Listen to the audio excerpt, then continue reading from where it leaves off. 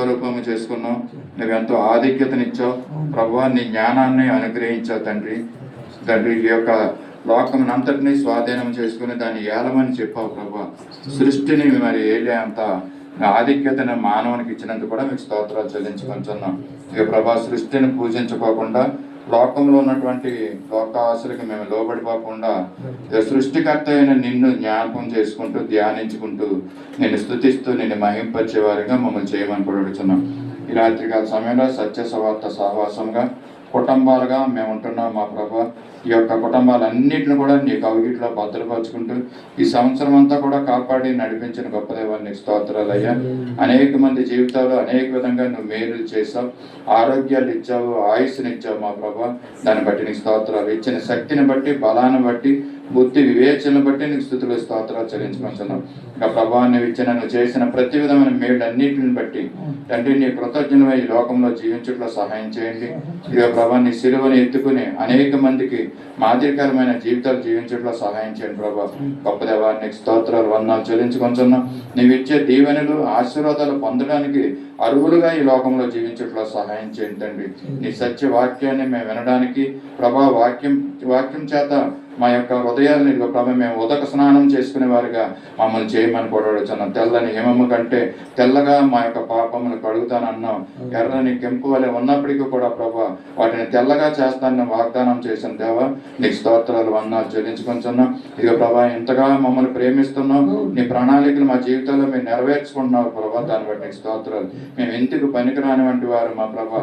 ఇదిగో ఈ భూమి మీద, భూమి చుట్టూ, ఇదిగో భూమి పైన, ఆకాశం మీద, అలాగే భూమి క్రింద పాతాళంలో ఇదిగో ప్రభా ఎంత నీరుతో నిండిపోయి ఉంది తండ్రి. మేము ఒక నీటి బుడగలాగా ఈ లోకంలో మేము జీవిస్తున్నాం మా తండ్రి. మా జీవితము అంతే కనుక మా ప్రభా. అయినప్పటికీ కూడా నీ కృపనిచ్చి ప్రభా మమ్మల్ని కరటిస్తూ, మమ్మల్ని కాపాడుతూ, మమ్మల్ని నడిపిస్తున్న గొప్పదేవా, నీకు స్తోత్రాలు వందనాలు చెల్లించుకుంటున్నాం. నీవు ఇస్తున్న సమస్తమైన మేలుని బట్టి మరోసారి నీ కృతజ్ఞతాస్తుతులు స్తోత్రాలు చెల్లించుకుంటున్నాం. మేము ఏ విధంగా జీవించాలో నీ సత్యవాక్యాన్ని మా ముందుంచుతున్నందుకు మీకు స్తోత్రాలు అయ్యా. మా జీవితాలను మేము మార్చుకుని మా ప్రభా, మా జీవితాలను మేము కట్టుకుని మా తండ్రి, మా కుటుంబాలు మేము కట్టేవారుగా మాకు చేయమని కూడా అడుగుతున్నాం.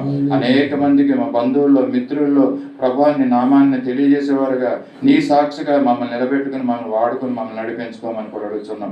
ఈ రాత్రికాల సమయంలో ఇక ప్రభా చేరి వచ్చిన సంఘాన్ని అందరూ కూడా నీ చేతులు సమర్పించుకుంటున్నాం. ఇంకా అనేక మంది రావాల్సి ఉన్నారు ప్రభా. వారి ఆటంకాలన్నింటిని కూడా తొలగించి నీ సన్నిధికి వచ్చి మా ప్రభా శ్రద్ధతో తండ్రి, ఆతృతతో నీ మందిరానికి పరిగెట్టుకుని వచ్చేవారిగా చేయండి తండ్రి. నీ మందిర ఆవరణం చూడవాలని ఎంతో ఆశించినట్లుగా దావీదు వలె ప్రభా వారు కూడా మా తండ్రి నీ మందిరానికి ఆశతో పరుగుడుతూ వచ్చుట్లో సహాయం చేయండి తండ్రి. గొప్ప దేవాన్ని స్తోత్రాలు అన్న సాతాండిగా ప్రభా ఆటంకపరుస్తుందని వారి గ్రహించుకున్నట్లో సహాయం చేయండి తండ్రి.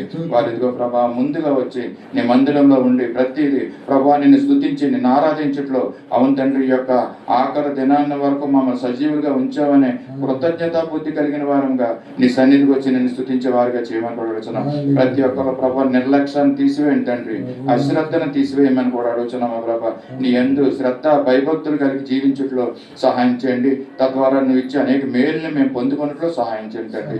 గొప్ప దేవాన్ని స్తోత్రాలు. మా సత్య సువార్త సహవాసాన్ని నీ చేతులు సమర్పించుకుంటున్నాం. ప్రతి కుటుంబాన్ని కూడా ప్రభా ఈ సంవత్సరంలో ఏ విధంగా అయితే కాపాడి ఉన్నావో నీ చిత్తమైతే ఇదిగో 2026 సంవత్సరం కూడా మా తండ్రి నీ కృపలో మా సంఘాన్ని ఇదిగో కుటుంబాలని మీరు భద్రపరచండి, కాపుదల్లో ఉంచండి ప్రభా. నీ ఆశ్చర్యమైన కార్యాలు జరిగించుకోమని కూడా అడుగుతున్నాం. అద్భుతకరుడు నీవు కనుక నీ అద్భుత కార్యాలు మా కుటుంబాల పట్ల, మా సంఘం పట్ల మీరు జరిగించుకుని మీరు మహిమ పొందమని కూడా అడుగుతున్నాం. ఇదిగో అనేక మంది ఆర్థికమైన సమస్యలతో ఉంటున్నారు ప్రభా. ఆ సమస్యలన్నింటిని కూడా తొలగించండి తండ్రి. వారి అవసరతలు తీర్చమని కూడా అడుగుతున్నాం. ప్రతి ఒక్కరి అవసరతలో హృదయాంతరంగాల్లో నువ్వు తెలిసినటువంటి గొప్ప దేవుడు మా తండ్రి. సజీవుడైన దేవుడు. ప్రతి ఒక్కరి యొక్క ఆశలు నీకు తెలిసిన కనుక ప్రభా ఆశలన్నింటినీ ప్రభా, ఈ ఆశలు అయితే ఇంకా పెండింగ్ ఉన్నాయో 25వ సంవత్సరంలో మా ప్రభా వాటిని అన్నింటిని కూడా 26వ సంవత్సరంలో ఆశలను తీర్చి మీరు మహిమ పొందమని కూడా అడుగుతున్నాం. ప్రతి ఒక్కరి కుటుంబాల ప్రభా శాంతిని, సమాధానాన్ని, సంతోషం, ఆనందాలను అనుగ్రహించండి తండ్రి.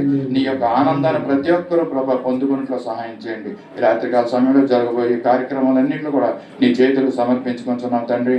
పాటలు పాడేవారితోటి, ప్రార్థించే వారితోటి ఇక ప్రభా వాక్య ధ్యానంలో మీరు నీ పరిశుద్ధాత్మ వెల్లడి చేసి మీ మాటలు మాకు తెలియజేయమని కూడా అడుగుతున్నాం. ఇక ప్రభా సునీల్ బిడ్డలను కూడా మీరు జ్ఞాపకం చేసుకోండి తండ్రి. ఇదిగో సుజీ మరి కొంత సమయం తర్వాత ఇదిగో స్క్రీన్ మీదకి వస్తున్నప్పుడు మా తండ్రి ఈ యొక్క ఎలక్ట్రిసిటీని మీ స్వాధీనంలో ఉంచుకోండి ప్రభా. నీకు స్తోత్రాలు తండ్రి. మా ప్రభు మైక్ సిస్టమ్ మీ స్వాధీనంలో ఉంచుకోండి తండ్రి. ఇదిగో సరైన రీతిగా ఆమెతో ఏమి మాట్లాడాలనుకున్నారో తెలియజేసే విధంగా మీరు సహాయం చేయండి. నీ కార్యాలు జరిగించుకుని మీరు మహిమ పొందమని కూడా అడుగుతున్నాను. ఈ కార్యక్రమం అంతట్లో కూడా మీరు అధ్యక్షత వహించండి. ప్రారంభం నుండి చివరి వరకు మీరే అధ్యక్షత వహించి మహిమ కంట ప్రభావాలు మీరు ఆరోపించుకోమని యేసయ్య పరిశుద్ధ నామములో అడిగి వేడుకొంచున్నాం తండ్రి. ఆమేన్ ఆమేన్. దయచేసి మరి స్త్రీలు ముందుకు వచ్చినట్లయితే వందనం అనర్థం అనే పాటని మరి వచ్చిన వారు ప్రాక్టీస్ చేసిన వారు మరి ముందుకు వచ్చి పాడుతుండగా మిగతా వారు కూడా కలిసి పాడండి. పాటల పుస్తకాలు ఉన్నాయి ఇక్కడ. 601 ఆంధ్ర క్రైస్తవ కీర్తన నుంచి 601వ కీర్తన. ఇది సంవత్సరాంతపు కృతజ్ఞతార్పణ అంటండి. సాంవత్సరిక కృతజ్ఞార్పణతో పాడే పాట ఇది కనుక మనందరం కూడా పాడదాం, ప్రభువుని స్తుతిద్దాం. దూరం నుంచి పాడతాం.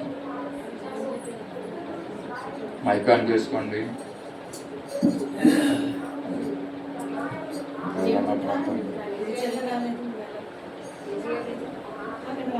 దగ్గరికి దగ్గరికి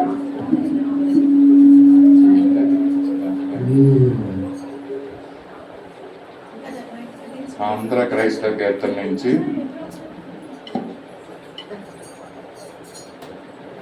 అందాక రాలేదు కదా పాడండి. వస్తే షేరింగ్ చేసుకుంది.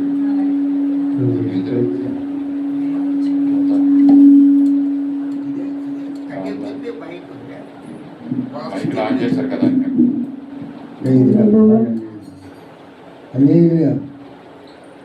Praise the lord. ఆంధ్ర క్రైస్తవ కీర్తన నుంచి 601వ కీర్తన. వందనం వనొద్దుమో ప్రభు ప్రభు అనే పాటను పాడి దేవుణ్ణి స్తుతిద్దాం. వందనం వనొద్దుమో ప్రభు ప్రభు, వందనం వనొద్దుమో ప్రభు ప్రభు, వందనం తండ్రి తనయ శుద్ధాత్ముడా, వందనము అందుకో ప్రభు, వందనము అందుకో ప్రభు.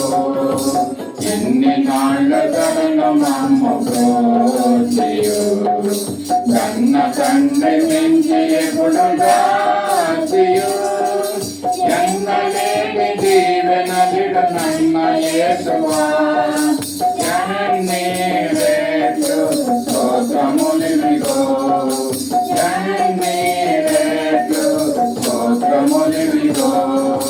వాతవస్వరమ్ము భావనాంతయు, ప్రీతిని మన్నించి మమ్ము కావుము, నూతనార్థమును నీదు నీతి నొసగుమా, దాతా క్రీస్తు నాదు రక్షక, దాతా క్రీస్తు నాదు రక్షక.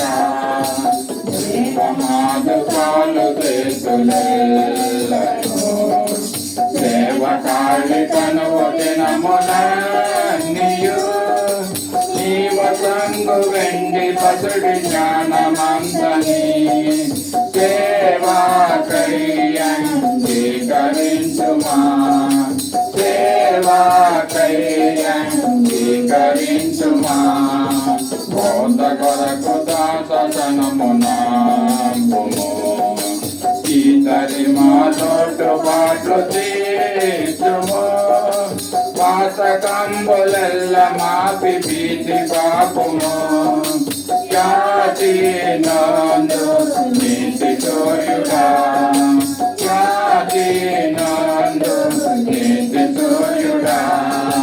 మా సబలను పెద్ద చేసి పెంచుము, నీ సువార్త గర్భ శక్తినీయుము, మోసపుచ్చునందకారమంతలోయుము, యేసు కృపను కుమ్మరించుము, యేసు కృపను కుమ్మరించుము. వందనం వనట్టుము ప్రభు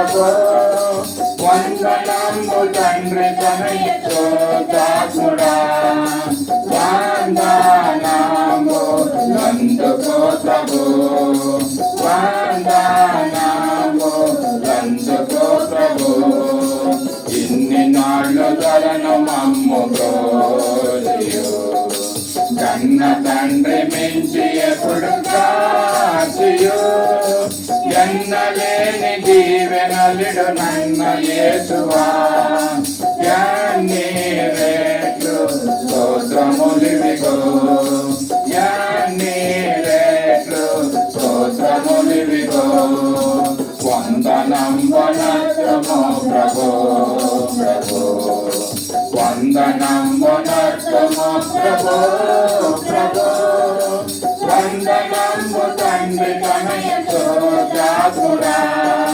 వందనము నందుకో ప్రభు వందనము నందుకో ప్రభు. హల్లెలూయా.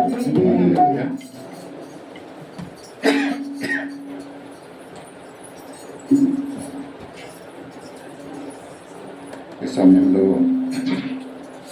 వాక్య సందేశానికి వెళ్దామండి. వాక్య సందేశానికి ముందు ప్రార్థన చేసుకుందాం. వాక్య నిమిత్తమే మన మధ్యన ఉన్నట్టు సొంత దేవాకర్ గారి ముందుకు వచ్చి ప్రార్థన చేస్తాం. కళ్ళు మూసుకుందాం. దేవుడు తన పరిశుద్ధాత్మని ఇక్కడ విడుదల చేసి ప్రతి విధమైన ఆటంక శక్తులన్నింటిని కూడా దూరపరిచి దేవుడు మరి కొన్ని జీవపు మాటలు మనకు వినిపించేలాగా మనం ప్రార్థన చేసుకుందాం. మైక్ దగ్గర రండి చేసుకోండి.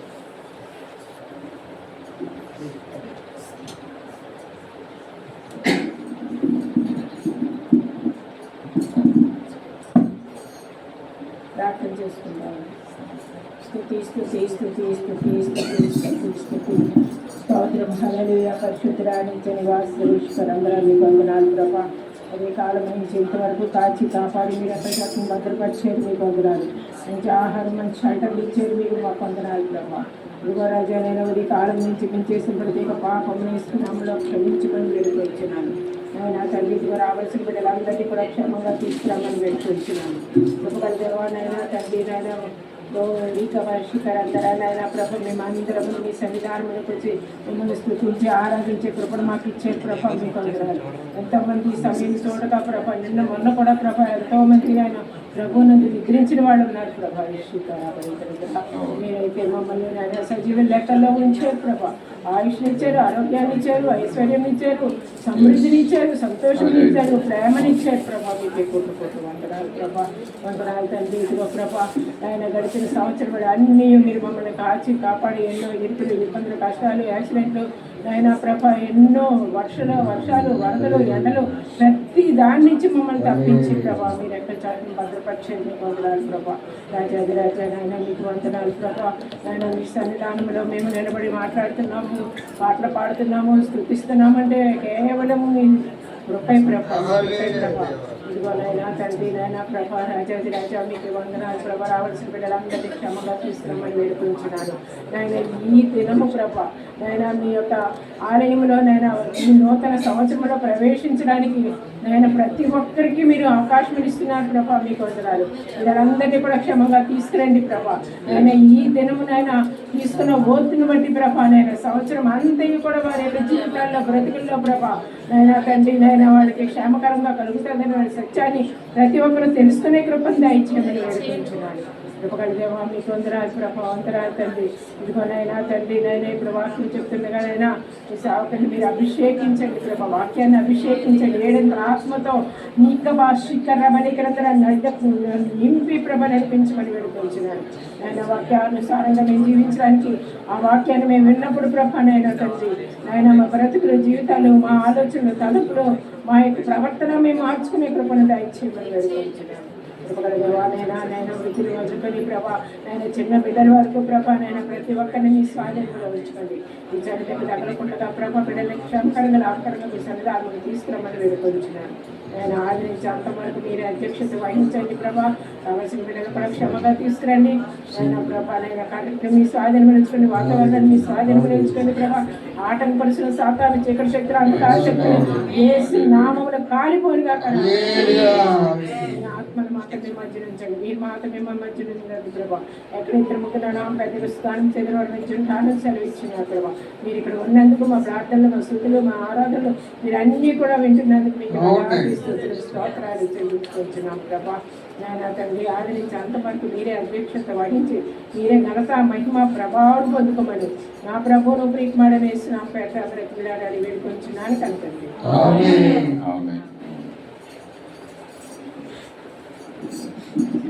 కొన్ని నిమిషాలు దేవుని యొక్క వాక్యాన్ని మనం ధ్యానం చేసుకున్నాం. సమయం 9 అయిందండి. ఈ సంవత్సరాంతపు ఆరాధన వాచ్ నైట్ సర్వీస్కి వచ్చినటువంటి సంఘం అంతటికి కూడా ప్రభు నామములో శుభాలు తెలియజేస్తున్నాను. మరి 2025వ సంవత్సరము మరి చాలా తొందరగా అయినట్టుగా నాకు అనిపిస్తుంది. చెప్పాలంటే ఒక నెల రోజులు అయిపోయినట్టుగా ఈ యొక్క 2025 సంవత్సరం అయిపోయిందండి. చాలా బిజీగా మనము ఉన్నాం. ఇంకా చెప్పాలంటే సమయం సరిపోలేదు మనకి ఈ సంవత్సరానికి. ఇంకా చేయవలసిన పనులు చాలా ఉన్నాయి. మరి అంతకన్నా ఫాస్ట్గా బిజీగా చేస్తూ మొత్తం మీద ఈ 31 డిసెంబర్కి మనం వచ్చి ఉన్నాము. మరి అనేకమైనటువంటి విషయాలు మరి భౌతికంగా, శారీరకంగా మనం ఎంతో బిజీగా ఉంటూ అనేకమైన పనులు చేసి ఉన్నాము.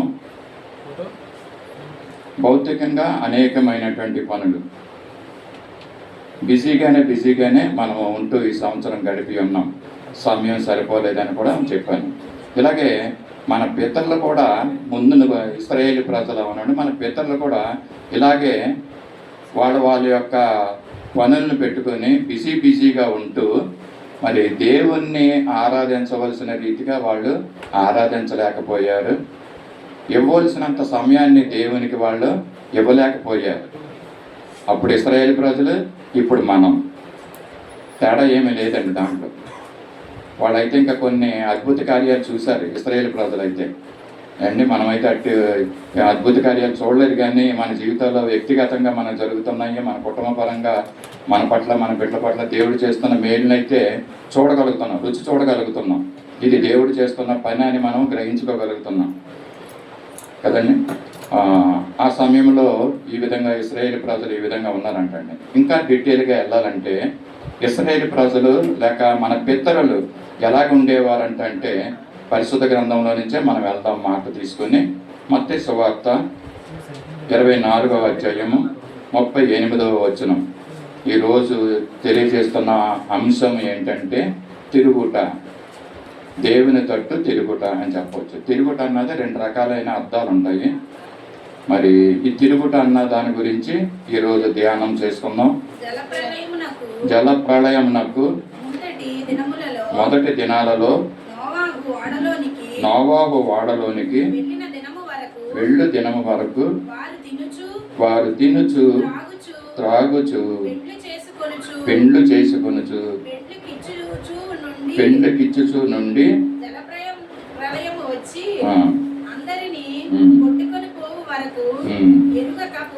చాలండి. ఇక్కడ చూస్తారు కదా, అలాగనే మనిషి కుమార్ రాక గురించి చెప్తాను. ఓకే, ఇక్కడ ఎలాగుందంటండి, ఆ దినాల్లో నోవాహు దినాల్లో ఎలాగుందంటే జలప్రళయమునకు ముందటి దినాలలో నోవాహు ఓడలోకి వెళ్ళే దినం వరకు కూడా వాళ్ళు ఏం చేస్తున్నారంట, తినుచు త్రాగుచుంటున్నారంట, పెండ్లు చేసుకొనుచు పెండ్లుకిచ్చుచు ఉంటున్నారంటండి. ఇది వాళ్ళ పరిస్థితి. నోవాహు దినాల్లో దేవుడు మరి చూసినటువంటి విషయం ఏంటంటే ఈ విధంగా ఉందన్నమాట అండి కదా. మరి ఈ దినాల్లో మరి మనం కూడా ఇలా ఉండడం లేదా అండి, ఇలాగే ఉంటున్నామో అని నాకు అనిపిస్తుంది. నోవాహు దినాల్లో ముందటి దినాల్లో ఎలాగున్నారో ఓడలోకి వెళ్ళే సమయం వరకు కూడా వాళ్ళు తింటూ ఉంటున్నారంటండి అండి. వాళ్ళ తిండి గురించి ఎక్కువగా చింతపడుతున్నారు, త్రాగుతూ ఉంటున్నారంటండి. వాళ్ళు ఏమి త్రాగాలో అని మరి త్రాగడం గురించి వాళ్ళు చింతపడుతూ వాళ్ళు త్రాగుడు దాని మీదకి ఎక్కువగా వాళ్ళ యొక్క సమయాన్ని కేటాయిస్తున్నారు, తినడం కోసం, త్రాగడం కోసం. ఈ దినాల్లో మరి మనం కూడా ఏం తినాలా, ఏం ధరించుకోవాలా అని మనం కూడా చింతపడతా ఉంటాం కదండి. దాని గురించే మనం ఎక్కువగా అంటే ఆ ప్రిపరేషన్స్, ఆ అరేంజ్మెంట్స్ మనం చేసుకుంటూ ఉంటాం. ఇప్పటికైతే క్రిస్మస్కి వేసుకున్నాం బట్టలు అండి, మళ్ళీ జనవరి 1కి కొత్త బట్టలు వేసుకోవాలి. ఇవేనండి మన ఆలోచనలు కదా. ఏం తినాలి, లేక ఏం వంటలు చేసుకోవాలి అండి, ఏమేమి అరేంజ్మెంట్ చేసుకోవాలి, ఈ విధంగానే ఉంటుంది అనమాట అండి. మరి ఆ దినాల్లో కూడా నోవాహు దినాల్లో ఆ విధంగానే ఉంది. మరి ఈ దినాల్లో మనం కూడా ఆ విధంగానే ఉన్నాము. జల ప్రయాణానికి ముందు ఏ విధంగా ఉన్నారు అండి, దాని గురించే కదా దేవుడు మరి ఆ ప్రజలను చూసి మరి యెహోవా తన మనుషుల్ని చేసినందుకు ఆయన హృదయంలో నొచ్చుకున్నాడంటండి. వారి భూమి మీద వారి యొక్క చెడుతనము గొప్పదంటండి. అక్కడ చాలా ఎక్కువ అయిందంటండి. ఆ చెడుతనం ఎక్కువ అవడం వల్ల అక్కడ దూరం పెడతావా, దగ్గర అయింది దాని గురించి కొంచెం అక్కడ దూరం. దేవుడు మరి తన హృదయంలో మనుషులు చేసినందుకు నొచ్చుకున్నాడు అనేసి అని అంటున్నాడండి కదా. మరి ఆ రోజుల్లో దేవుడు ఆ మనుషులు చేసినందుకు నొచ్చుకున్నాడు. మరి ఈ దినాల్లో మరి నేను డైరెక్ట్గానే మాట్లాడతానండి, ప్రసంగం చేయను. ఈ రోజంతా మనకేంటంటే హెచ్చరిక విషయాలు, గద్దింపులు అంటే గద్దించను కానీ అలాగే ఉంటాయి ఇండైరెక్ట్గా. ఏంటంటే వాక్యం కూడా అలాగే అండి. ఈరోజు రాత్రి మనకి ఏం చేయాలంటే హెచ్చరించి హెచ్చరించి హెచ్చరించి గద్దించి గద్దించి గద్దించి మొత్తం మీద మనం ఏమవ్వాలండి. దేవుడు ఏం కోరుకుంటున్నాడంటే ఈ అంశం పేరేంటంటే తిరుగుట, దేవుని వైపు తిరగడం అండి. ఏదో నయాన్న భయాన్న ఏదో ఒకటి చేసి మనం దేవుని తట్టు తిరగాలి. ఇంకా చెప్పినా కూడా తిరగకపోతే అది దేవుడు చూసుకుంటాడు వాళ్ళని అండి. ఇక్కడ ఇశ్రాయేలు ప్రజలు ఆ దినాల్లో జలప్రయాణం సమయంలో ఇలాగే ఉండేవారు అంటండి.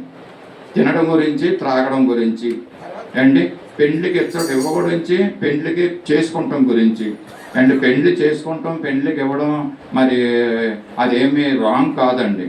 కానీ అదే పనుల మీద ఉండేవారు అనమాట వాళ్ళు. ఇంకా అది సరైన విషయం కాదనేసి దేవుడు తెలియజేస్తున్నాడు. ఇంకోటి ఏమైందంటే అదే నిర్గమకాండంలో మరి చదవక్కర్లొద్దు. మోసే, మనందరికి తెలిసిన సందర్భం ఇది. మోసే కొండ మీద నుంచి కిందకి దిగి రావడానికి ఆలస్యం చేసినప్పుడు మరి ఇశ్రాయేలు ప్రజలు ఏం చేశారంటండి, వాడి యొక్క ఈ మోసే అన్నవాడు ఇంకా రాలేదురా, ఇంకా ఇక్కడ కిందకని చెప్పి వాళ్ళు ఏం చేశారంట, మరి వాళ్ళ యొక్క ముక్కులు చెవులు అన్నీ తీసి, బంగారం తీసి, పోగులు తీసి మరి ఆహారానికి ఇస్తే వాళ్ళు ఏం చేశారండి, అది మంటలో వేసి అగ్నిలో వేసి ఒక దూడలాగా చేసుకున్నారంట. దూడలాగా చేసుకుని వాళ్ళు దాన్ని పూజించడం మొదలు పెట్టారంటండి.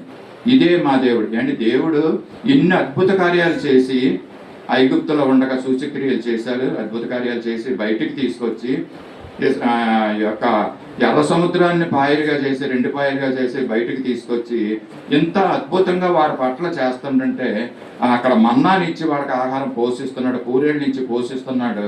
పగలు మేఘస్తంభంగా, రాత్రి అగ్నిస్తంభంగా ఉండి వాళ్ళని పోషిస్తుంటే ఇశ్రాయేలు ప్రజలు దాన్ని మర్చిపోయారండి. దాన్ని మర్చిపోయి ఈ మోసే అన్నవాడు ఇంకా కిందకి రావట్లేదు కనుక మనం ఏం చేద్దామంటే ఒక బొమ్మను చేసుకుని ఆ బొమ్మను పూజిద్దాం. ఎంత అజ్ఞానమో మీరు ఒకసారి గమనించండి. ఇన్ని అద్భుతాలు చేసిన దేవుడిని వాళ్ళు మర్చిపోయారు. మర్చిపోయి వాళ్ళు ఏం చేస్తున్నారండి, ఒక దూడను వాళ్ళే సృష్టించుకుని అదే దేవుడని వాళ్ళని పూజిస్తున్నారంటండి. ఎంత అజ్ఞానమో చూశారు కదా. ఈ రోజుల్లో ఒక రాయికి, రప్పకి పూజించిన వాడు కూడా అదే సమానం, అంతే సమానం. దాంట్లో జీవం ఉండదు అంటే వాక్యం తెలియజేస్తున్నట్లుగా ముక్కులుండి వాసన చూడవు, చెవులుండి వినవు, చేతులుండేవి రక్షింపనేరం అంటండి అవి. మరి అటువంటి వాటికి మరి పూజిస్తూ ఉంటున్నారు. అల్లాంటి ఇశ్రాయేలు ప్రజలు కూడా ఒక బంగారు దూడను చేసుకుని వాళ్ళు ఇదే మాకు ఐగుప్తు నుంచి తీసుకొచ్చిందని వాళ్ళు పూజిస్తున్నారంటండి. ఒకసారి అయ్యగారు ఒక మాట చెప్పారు, మీకు గుర్తుందో లేదో. దారిలో వెళ్తూ ఆయన ఒక రాయిని తీసి చెట్టు పక్కన పెట్టి వెళ్ళారంట ఆయన. అండి గుర్తొచ్చిందా? పెట్టి వెళ్తే తర్వాత ఎవడో వచ్చి చిన్న పసుపు బొమ్మ ఏదో రాశాడంట దాన్ని. అంటే ఇంకొకళ్ళు వచ్చి కుంకుమ రాశారు, ఇంకొకళ్ళు వచ్చి అగరబత్తీలు వెలిగించారు. అది ఇప్పుడు ఏమైందంటే అది దేవుడు అయిపోయింది. ఇప్పుడు అక్కడ అంత అజ్ఞానమైనటువంటి స్థితిలో ఉంటున్నారు.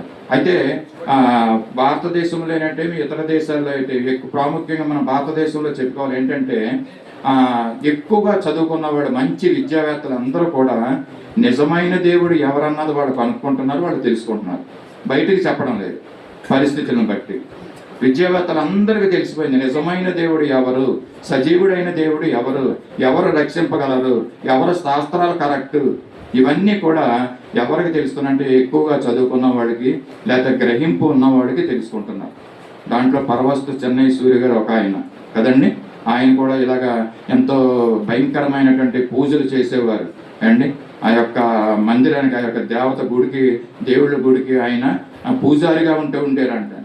మరి అటువంటి ఆయన తర్వాత ఆయన తెలుసుకున్నాడు నిజమైన దేవుడు ఎవరు. ఎందుకని నా ఎదురుకోకుండా కనపడుతుంది ఒక రాయి ఉంది ఇక్కడ బొమ్మ, ఈ బొమ్మకి ఇన్ని పూజలు చేస్తున్నారు వీళ్ళు అండి. ఇది దీంట్లో ఏమైనా చలనం లేదు దీంట్లో. ఇది దేవుడు ఎలాగవుతాడు, ఈడు నన్ను ఎలా రక్షించగలుగుతాడు, నన్ను ఆపదలోంచి ఎలా తప్పించగలుగుతాడు అని ఒక ఆలోచించి మరి ఆయన ఏం చేశారంటే మరి బైబిల్ చదవడం నేర్చుకున్నాడు, చూసి మరి శాస్త్రాలను చదువుకుని ఆయన నిజమైన దేవుడు ఎవరన్నదే ఆయన తెలుసుకున్నాడు. ఆ హిందూ శాస్త్రాల్లో కూడా మన యేసుప్రభు గురించి దాంట్లో రాయబడ్డది, రక్షకుడు పుడతాడనేసి అండి. మరి అలాగే దేవతలు కూడా, ఈ జ్ఞానులు కూడా వాళ్ళ శాస్త్రాల్లో రాయబడ్డది అంటండి. ఓ రక్షకుడు పుడతాడు, రక్షకుడు పుట్టినప్పుడు ఒక నక్షత్రం పుడుతుంది అని. ఆ నక్షత్రం పుట్టడం చూశాడు, ఇదిగో ఇప్పుడు నక్షత్రం పుట్టింది కనుక తప్పుకోకుండా రక్షకుడు పుడతాడు ఎక్కడో దిక్కుననేసి వాళ్ళు నడవడం ప్రారంభించారు. ఆ యొక్క నక్షత్రాన్ని ఫాలో అవ్వడం చూస్తూ ఉంటున్నాం అండి. మోసే కొండ దిగి రావడం లేట్ అవ్వడం వల్ల వీళ్ళందరూ ఏం చేశారంటే ఒక దూడను చేసుకుని వాళ్ళు ఏం చేశారంటండి, ఈ మాట గురించి నేను ఒక సందర్భం చెప్తున్నాను. వాళ్ళు ఏం చేశారంట, ఆడుటకు లేచి అని ఉందండి దాంట్లో, నిర్మాకాండంలో ఉంటుంది అండి. ఇక్కడేముంది మత్తయి సువార్తలో అండి, వాళ్ళు ఏమంటున్నారండి, ముందుటి దినాల్లో తినుచు త్రాగుచూ ఉంటున్నారంటండి వాళ్ళు. ఇక్కడ ఇశ్రాయేలు ప్రజలు ఏం చేస్తున్నారంటే ఆ ఆడుటకి లేచారంట, ఆ యొక్క దూడను చేసుకుని దూడతోటి పాటు ఆడుతున్నారంటండి వాళ్ళు అక్కడ అండి. మోసేకి ఎంత కోపం వచ్చిందంటే రాగానే పగలగొట్టేంత కోపం ఆయనకు వచ్చింది. 40 దినాలు ఉపవాసాలతో కొండ మీద ఉండి కష్టపడి దేవుని చేత రాయించుకుని తీసుకొచ్చిన పలకల్ని పగలగొట్టేంత కోపం ఆయనకు రప్పించారు ఈ ఇశ్రాయేలు ప్రజలు. ఏంటి ఇంత తొందరలోనే వీళ్ళు ఎలా తిరిగిపోతారా, ఇంతకాలం దేవుడు చేసిన అద్భుతాలు చూశారు, మరి ఈ రోజు కొన్ని రోజులు లేట్ అయిందని మరి ఈ విధంగా తిరిగిపోతారంటే మరి వీళ్ళు ఎలా తిరిగారండి, దేవుడు ఎలా తిరగమని కోరుకుంటున్నాడు, వీళ్ళు ఎటు తిరిగారు, వీళ్ళు దేవుని బిడ్డలుగా ఉంటూ అంటే అన్ని జనులు చేసే పూజల వైపు వీళ్ళు తిరిగిపోయారు. దేవుడు ఇలాగ తిరగమంటలేదు, లోకంలో ఉన్నవారు దేవుని తట్టు తిరగమన్నట్టుగా తిరగమని మనకి ఈ యొక్క సందర్భం ఈరోజు అంశం తిరుగుట అనేసి కదండి. ఇలాంటి ప్రజలకి మరి దేవుడు ఏం చెప్తున్నాడంటే ద్వితీయోపదేశకాండంలో మరి మెయిన్ వాక్యం దగ్గరికి మనం వద్దాము. ద్వితీయోపదేశకాండం అంటే అందరూ తీయండి. ద్వితీయోపదేశకాండం చెప్తాను, 2వ అధ్యాయం తీయండి. ద్వితీయోపదేశకాండం 2వ అధ్యాయం అని చెప్తాను. ద్వితీయోపదేశకాండం 2వ అధ్యాయం తీశారండి అందరూ? ఓకే. ద్వితీయోపదేశకాండం అంటే ద్వితీయో ప్లస్ ఉపదేశము, ద్వితీయోపదేశము. ద్వితీయ అంటే 2వసారి అండి. దేవుడు మోసేకు 4 కాండాలు కూడా రాయమని చెప్పాడు, రాశాడు మోసే. ఆదికాండము, నిర్గమకాండం, లేవ్యకాండం, సంఖ్యాకాండం 4 కాండాలు రాసిన తర్వాత ఇది ద్వితీయోపదేశకాండం అన్నది 5వ కాండం. ఇది 4 కాండాల్లో ఉన్న విషయాల్ని మళ్ళీ సంక్షిప్తపరిచి దేవుడు అయ్యే విషయాలు మరలా ద్వితీయోపదేశకాండంలో రాయించాడు మోసే చేత. ద్వితీయ అంటే మరలా రిపీట్, రెండవదిగా మళ్ళీ దేవుడు తెలియజేస్తున్నటువంటి ఈ ద్వితీయోపదేశకాండం. ఇంట్లో దేవుడు తెలియజేస్తున్న మాటలు ఏంటంటే మరి తిరక్కోకుండా ఉన్నవారు, దేవుని వైపు తిరక్కోకుండా తినుచు త్రాగుచూ ఉంటున్నవారు, ఆడటానికి లేచిన వారు అండ్ ఇంకా చెప్పాలంటే ఆడటం అంటే ఏంటంటే ఈ క్లబ్ డ్యాన్సులు కదా, డ్యాన్సులు వేస్తూ ఉంటారండి క్లబ్ డ్యాన్సులు. మరి దేవుని చిత్తం అయితే వచ్చే సంవత్సరం మరి చాలామంది దైవజనులు డ్యాన్సుల గురించి చెప్తున్నారండి, చాలా ఖండిస్తున్నారు. మీరు యూట్యూబ్లో అట్లా చూస్తున్నారో లేదో తెలియదు కానీ నిజమే. మరి రికార్డింగ్ డ్యాన్సులు ఆపేయాలి మనం. చిన్న పిల్లలు అయితే పర్లేదు, సండే స్కూల్ పిల్లలు రికార్డింగ్ డ్యాన్సులు వద్దు, అది దేవునికి మహిమ కాదు. పాటలు పాడదాం, గట్టిగా చప్పట్లు పడదాం, అవసరమైతే నాట్యం చేద్దాం చిన్నగా, కానీ డ్యాన్సులు వద్దు, రికార్డింగ్ డ్యాన్సులు అసలు వద్దు. ఇక్కడ క్లబ్ డ్యాన్సులు అండి వేసేది ఎవరు, ఇశ్రాయేలు ప్రజలు. సేనాయి కొండ కింద నుంచి ఉండి వీళ్ళు చేసే డ్యాన్సులు ఏంటంటే క్లబ్ డ్యాన్సులు లాంటివి వేస్తున్నారు అనమాట. మీకు గుర్తుంటుందని ఈ విషయాలు చెప్తున్నాను. కనీసం ఇలాంటి మాటలు చెప్తే కనీసం మీకు బ్రెయిన్లోకి వెళ్తాయి కదా అనేసి అండి. డ్యాన్సెస్ గురించి ఎవరో ఏం చెప్తారంటే, ఇలా డ్యాన్సులు వేసేవాళ్ళు అంటున్నారంట, అంటే బైబిల్లోనూ దావీదు కూడా డ్యాన్స్ వేశాడు కదా, దావీదు కూడా నాట్యం ఆడాడు కదా అనేసి మేము డ్యాన్స్ వేస్తే తప్పేంటి, ఆయన పెద్దోడు కదా అని అడుగుతున్నారంట. అడుగుతుంటే ఎవరైతే అడిగారో ఆయనకి ఒక దైవజనుడు సమాధానం ఏం చెప్పాడంట, నువ్వు దావీదు వలే ప్రార్థన చెయ్యి, అప్పుడు నువ్వు దావీదు వలే డ్యాన్స్ చెయ్యి. నువ్వు దావీదు తన గృహాన్ని విడిచిపెట్టేశాడు, దావీదు తనకిచ్చిన రాజ్యాన్ని విడిచిపెట్టాడు. రాజరికం ఆయన చేయడం లేదు, ఆయన దేవుని చేతులుగా రాజరికాన్ని అప్పచెప్పేశాడండి. ఆయన ఏం చేస్తున్నాడండి, ఆయన మందిరావరణాలకు వస్తున్నాడు. ఆయన మందిరంలో చిరకాలము నివసించుట, ఈ వాక్యాలన్నీ మనం చదువుతూ ఉంటాం. ఇది దావీదు చేస్తున్న పని అండి. దావీదు రోజుకు 3 సార్లు ముమ్మారు ప్రార్థన చేసేవాడు కదండి. రోజుకు 7 సార్లు దేవుణ్ణి స్తుతిస్తూ ఉండేవాడు. నువ్వు చేస్తున్నావు అలాగా? ఈ అడిగినోడు చేస్తున్నారు అలాగా? డ్యాన్స్ దావీదు వేశాడు కదా, మరి మేమెందుకు వేయకూడదు అన్నవాళ్ళు. దావీదులాగా ప్రార్థన చేయాలి, దావీదులాగా గృహాన్ని విడిచిపెట్టాయి, మందిరానికి రా, దావీదులాగా ఉపవాసం ఉండు, దావీదులాగా ప్రార్థన చేయి. అన్ని దావీదులాగా చేసిన తర్వాత అప్పుడు దావీదులాగా డ్యాన్స్ చేయొచ్చు అండి. సో కనుక దేవుడు మనకు తెలియజేస్తున్న మాటలు, దైవజనులు అందరూ ఎంతో విచారం వ్యక్తం చేస్తున్న మాటలు ఈ రోజుల్లో ఎక్కువగా మరి యవనస్తులైన పిల్లలు చాలా డీటెయిల్గా చెప్తున్నారండి వాళ్ళు అండి. ఇంకా చెప్పాలంటే సరైన దౌర్భ్యం కలిగినటువంటి ఆ యొక్క యవనస్తులు వాళ్ళు మరి ఆ స్టేజ్ల మీద అలాగ డ్యాన్స్ చేయడం దేవునికి ఇది మహిమ కాదు అని చెప్తున్నారు. మరి నేను కూడా తెలుసుకున్నాను కాబట్టి ఈ విషయాన్ని సంఘం దగ్గర పెడుతున్నాను.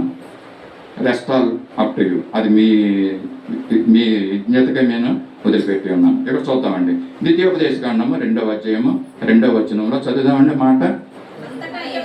అంతటా యెహోవా మాకు ఇలాగ సెలవిచ్చాను,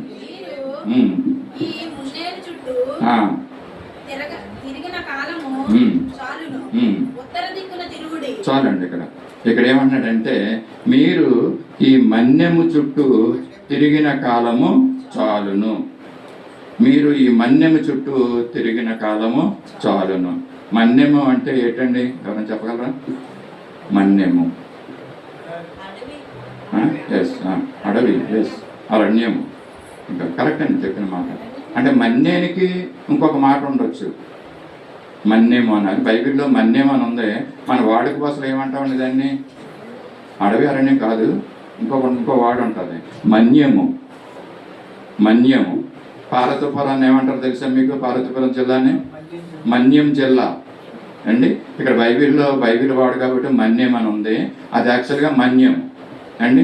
ఈ మన్యము చుట్టూ తిరిగిన కాలము చాలును.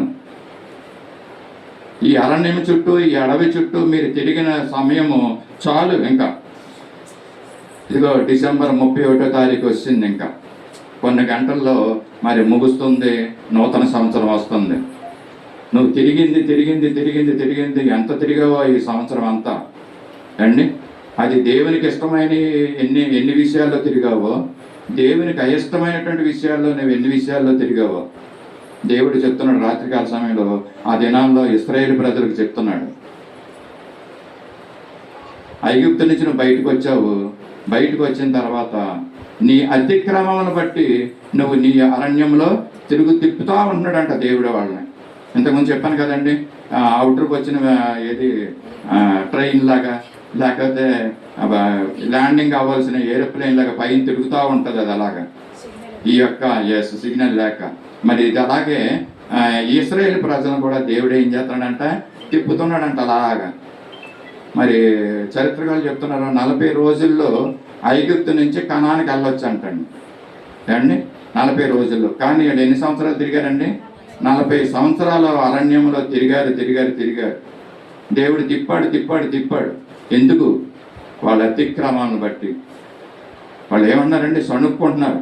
ఐగుప్తు నుంచి బయటకు వచ్చారు, అయినా వాళ్ళ యొక్క మనసంతా కూడా ఎక్కడ ఉంటుందండి? ఐగుప్తు మీద ఉంటుంది. 430 సంవత్సరాలు బానిసత్వాన్ని భరించారు అక్కడ. ఫరో ఎంతో కఠినమైనటువంటి దాసత్వంలో ఉంచాడు వాళ్ళని. అయినప్పటికీ కూడా అది గుర్తొస్తుందంట. అక్కడ తిన్న కీరకాయలు అండి, చిక్కుడుకాయలు, ఉల్లిగడ్డలు అక్కడ తిన్నాయి గుర్తొస్తున్నాయంటే అరణ్యంలో ఉంటున్నప్పుడు వీళ్ళకి. దేవుడైతే ఇక్కడ మంచి ఆహారం ఇస్తున్నాడు వీళ్ళకి అండి. అక్కడైతే పగలంతా పని చేయాలి కష్టపడి, రాత్రి ఇంటికి వెళ్ళిన తర్వాత లైట్లు డౌన్ అయిపోతాయి అప్పటికి. అయినా కూడా ఏం చేయాలండి, వాళ్ళు కూరలు వండుకోవాలి, అన్నం వండుకోవాలి అక్కడ అండి. కష్టపడి వండుకొని మరి కుటుంబం అంతా తినాలి అక్కడ. ఇక్కడ అరణ్యంలో ఏంటంటే దేవుడు ఫ్రీగా భోజనం పెడుతున్నాడు. ఇక్కడ హాయిగా తినమంటే ఇక్కడ ఏమంటున్నాడంటే మాకు ఐగుప్తు గుర్తు వస్తుంది అక్కడ తిన్న పదార్థాలు అంటున్నారండి. ఇశ్రాయేలు ప్రజలు ఎంత గ్రహింపు లేకోకుండా ఉంటున్నారు, ఏమాత్రం భయము భక్తి లేకోకుండా ఉంటున్నటువంటి ప్రజలు ఇక్కడ. అందుకని దేవుడు ఏమన్నాడంటే, ఎంతకాలం మీరు తిరిగారు కదా, నేను కూడా మిమ్మల్ని తిప్పాను, ఎంతకాలం 40 సంవత్సరాలు తిప్పాను మిమ్మల్ని, ఇంకా చాలు, తిరిగింది చాలు ఇంకా అనేసి ఇక్కడ దేవుడు మరి వీళ్ళకి తెలియజేస్తూ ఉంటున్నాడండి. ఈ దినాల్లో మనం కూడా వీళ్ళ మన్యంలో తిరిగినట్లుగా మనం కూడా ఈ లోకంలో, మన్యం అంటే దానికి అర్థము లోకము అండి. వాళ్ళ మన్యంలో తిరిగారు, మనం ఇక్కడ లోకంలో తిరుగుతున్నాం. ఎంత తిరిగినా ఆ ప్రయాణాలు ఇంకా ఎండ్ అవ్వడం లేదండి. ఇంకా తిరగవలసిన బోల్డ్ అని ఉండిపోయినాయి, పెండింగ్ ఉండిపోయినాయి ఇంకా కదండి. మనం ప్రయాణం చేయవలసిన ప్రయాణాలు ఈ సంవత్సరంలో కొన్ని ఆగిపోయినాయి, కొన్ని పనులు మనకి. ఆ పనులు మళ్ళీ 26 సంవత్సరంలో తిరగడం మొదలు పెడతాం. మళ్ళీ మనం తిరగడం తప్పులేదు, కానీ అది ప్రయోజనకరంగా ఉండాలి. దేవుని యొక్క సన్నిధికి దూరం అవ్వకూడదు అండి. అది దేవుని యందు భయభక్తులుగా ఉంటూ మన పనులు మనం చేసుకోవచ్చు. దేవుని మందిరానికి ఎట్టి పరిస్థితుల్లో దూరం అవ్వకూడదు. అదే వీళ్ళ చేశారండి. ఇశ్రాయేలు ప్రజలు చేసిన అతిక్రమాన్ని బట్టి 40 రోజులు వెళ్ళవలసిందే 40 సంవత్సరాలు దేవుడు తిప్పాడు. ఒకవేళ నీ జీవితంలో నా జీవితంలో కూడా మరి ఎంత సులువుగా అవ్వాల్సిన పనుల్ని ఒకవేళ దేవుడు ఒక 40 సంవత్సరాలు తిప్పితే ఎలా ఉంటుందండి మనకి? మన జీవితంలో జరగవలసిన పని ఇశ్రాయేలు ప్రజలు ఆయన సొంత బిడ్డలు, వాళ్ళ కోసం ఏదైనా చేస్తాడు దేవుడు. ఇప్పటికీ చేస్తానే ఉంటున్నాడు ఇశ్రాయేలు దేశం కోసం. అలాంటిది వాళ్ళకి శిక్ష విధించింది, మరి మనకి శిక్ష వేయడా దేవుడు? మనం చేస్తున్నటువంటి అతిక్రమాలను బట్టి చూస్తున్నాం. ఇక్కడ ఏమంటున్నాడంటే, తిరిగింది చాలు, మరి మీరు ఆపండి, ఇంకా మీ మన్యం చుట్టూ తిరిగిన కాలము చాలు అండి. అప్పుడు పాత నిబంధన సంఘంతో దేవుడు చెప్పాడు తిరిగింది చాలు అని.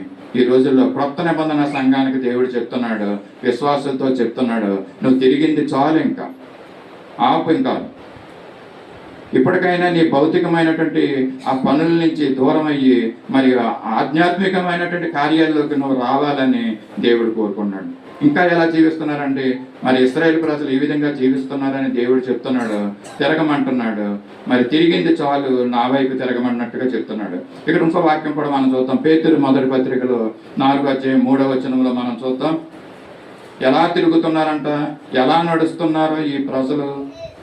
పేతురు మొదటి పత్రిక 4వ వచనంలో మనం చూద్దాం. మరియు పోకిరి చేష్టలు, మద్యపానము, అల్లరితో కూడిన ఆటపాటలు, త్రాగుబోతుల విందులు, చేయదగినది విగ్రహ పూజలు మొదలైన వాటి యందు నడుచుకొనుచు అన్యజనుల ఇష్టము నెరవేర్చుచుండుటకు గతించిన కాలమే చాలును. ఇక్కడ చూస్తారు కదండి, ఏమంటున్నాడు ఇక్కడ? మనము పోకిరి చేష్టలు చేయకూడదంట, దురాశలు మనము ఆశపడకూడదండి, అది దురాశ కింద. మద్యపానము కొట్టకూడదంటండి, అల్లరితో కూడిన ఆటపాటలు. ఇదే దైవజనులు చెప్తుంటున్నారు. మనం చేసే ఈ క్రిస్మస్ కార్యక్రమాలు లేక ఈ డ్యాన్సెస్ ఇవన్నీ దేంట్లోకి వస్తాయంటండి? అల్లరితో కూడిన ఆటపాటలుగా ఉంటున్నాయంటండి. దయచేసి గమనించి మరి ఒక్కొక్క విషయాన్ని మన విశ్వాసంలోకి ముందుకు వెళ్దాం. ఇంకా ఆధ్యాత్మిక కార్యక్రమాలు ఏం చేయాలన్న దాని మీద మనం కాన్సన్ట్రేషన్ చేద్దాం.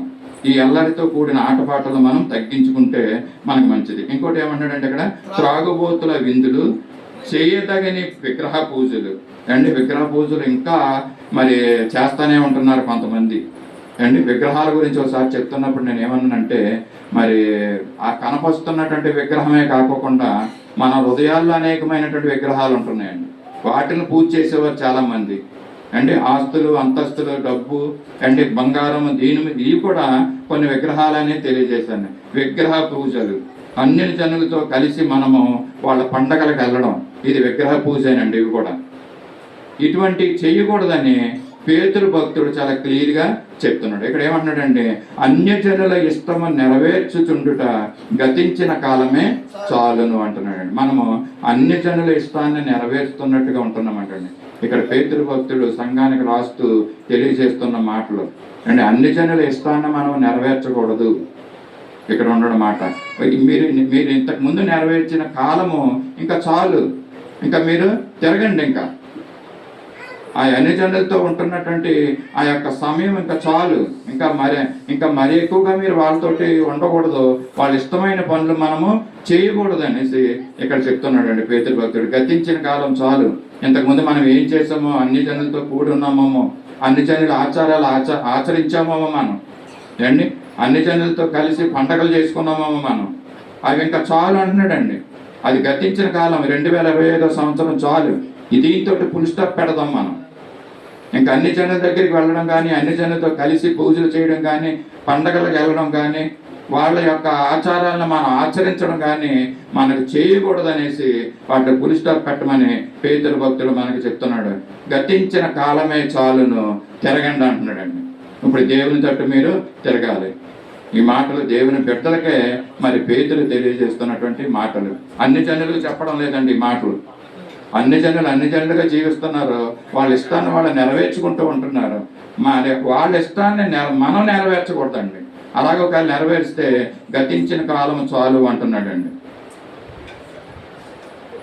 మనం ఎలాంటి ప్రజలు అంటే, మరి ఆయన ఏర్పరచుకున్నటువంటి వాళ్ళు మనం, ఆయన బిడ్డలం, ఆయన జనాంగము, ఆయన సొత్తు మనం, అంటే విలువ పెట్టి కొనబడినటువంటి వారు మనం. ఇటువంటి ప్రజలైనటువంటి మనము ఎలా ఉండాలంటే, మరి మనం చేస్తున్నటువంటి ఆ దుష్క్రియల నుంచి తిరిగి మరి ఆయన జనాంగంగా మనము జీవించాలి, ఆయన బిడ్డలుగా మనం జీవించాలి. పేతురు రాసినదే మొదటి పత్రిక 2వ అధ్యాయము 9వ వచనంలో మాట చూస్తున్నాం. మనం ఎలాంటి వారమంట, దేవుణ్ణి ఎరిగిన బిడ్డలమని మనం.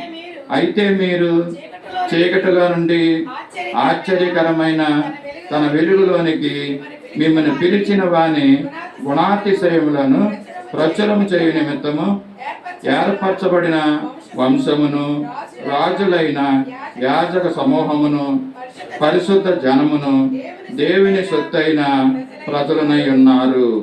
అండి ఎంత చక్కని మాటలు మన నిమిత్తము మరి పేతురు భక్తుడు రాసించాడు. చూశారు కదా, ఇక్కడ 1వ వచనంలో ఏమంటాడంటే, మరి ఏర్పరచబడిన వారికి ఈ మాటలు రాస్తున్నాడు అంటండి. యేసుక్రీస్తు రక్తము వలన ప్రోక్షింపబడుటకును ఏర్పరచబడిన వారికి, అండి ఆత్మ వలన పరిశుద్ధత పొందిన వారే విధేయులవటానికి ఈ మాటలు రాశాడంటండి. ఎంత చక్కని మాటలు, ఎంత అనుభవపూర్వకమైనటువంటి మాటలు మాట్లాడుతున్నాడు. కనీసం మనకి ఈ విధంగా మనం జీవించకపోయినా ఈ మాటలు విని మనం అర్థం చేసుకోవాలండి. కనీసం మనకు అర్థమైతేనే మనం ఈ విధంగా మనం జీవించగలం. ఒకప్పుడు మనం ఎలా ఉన్నామంటండి, చీకటిలో ఉన్నామంటండి.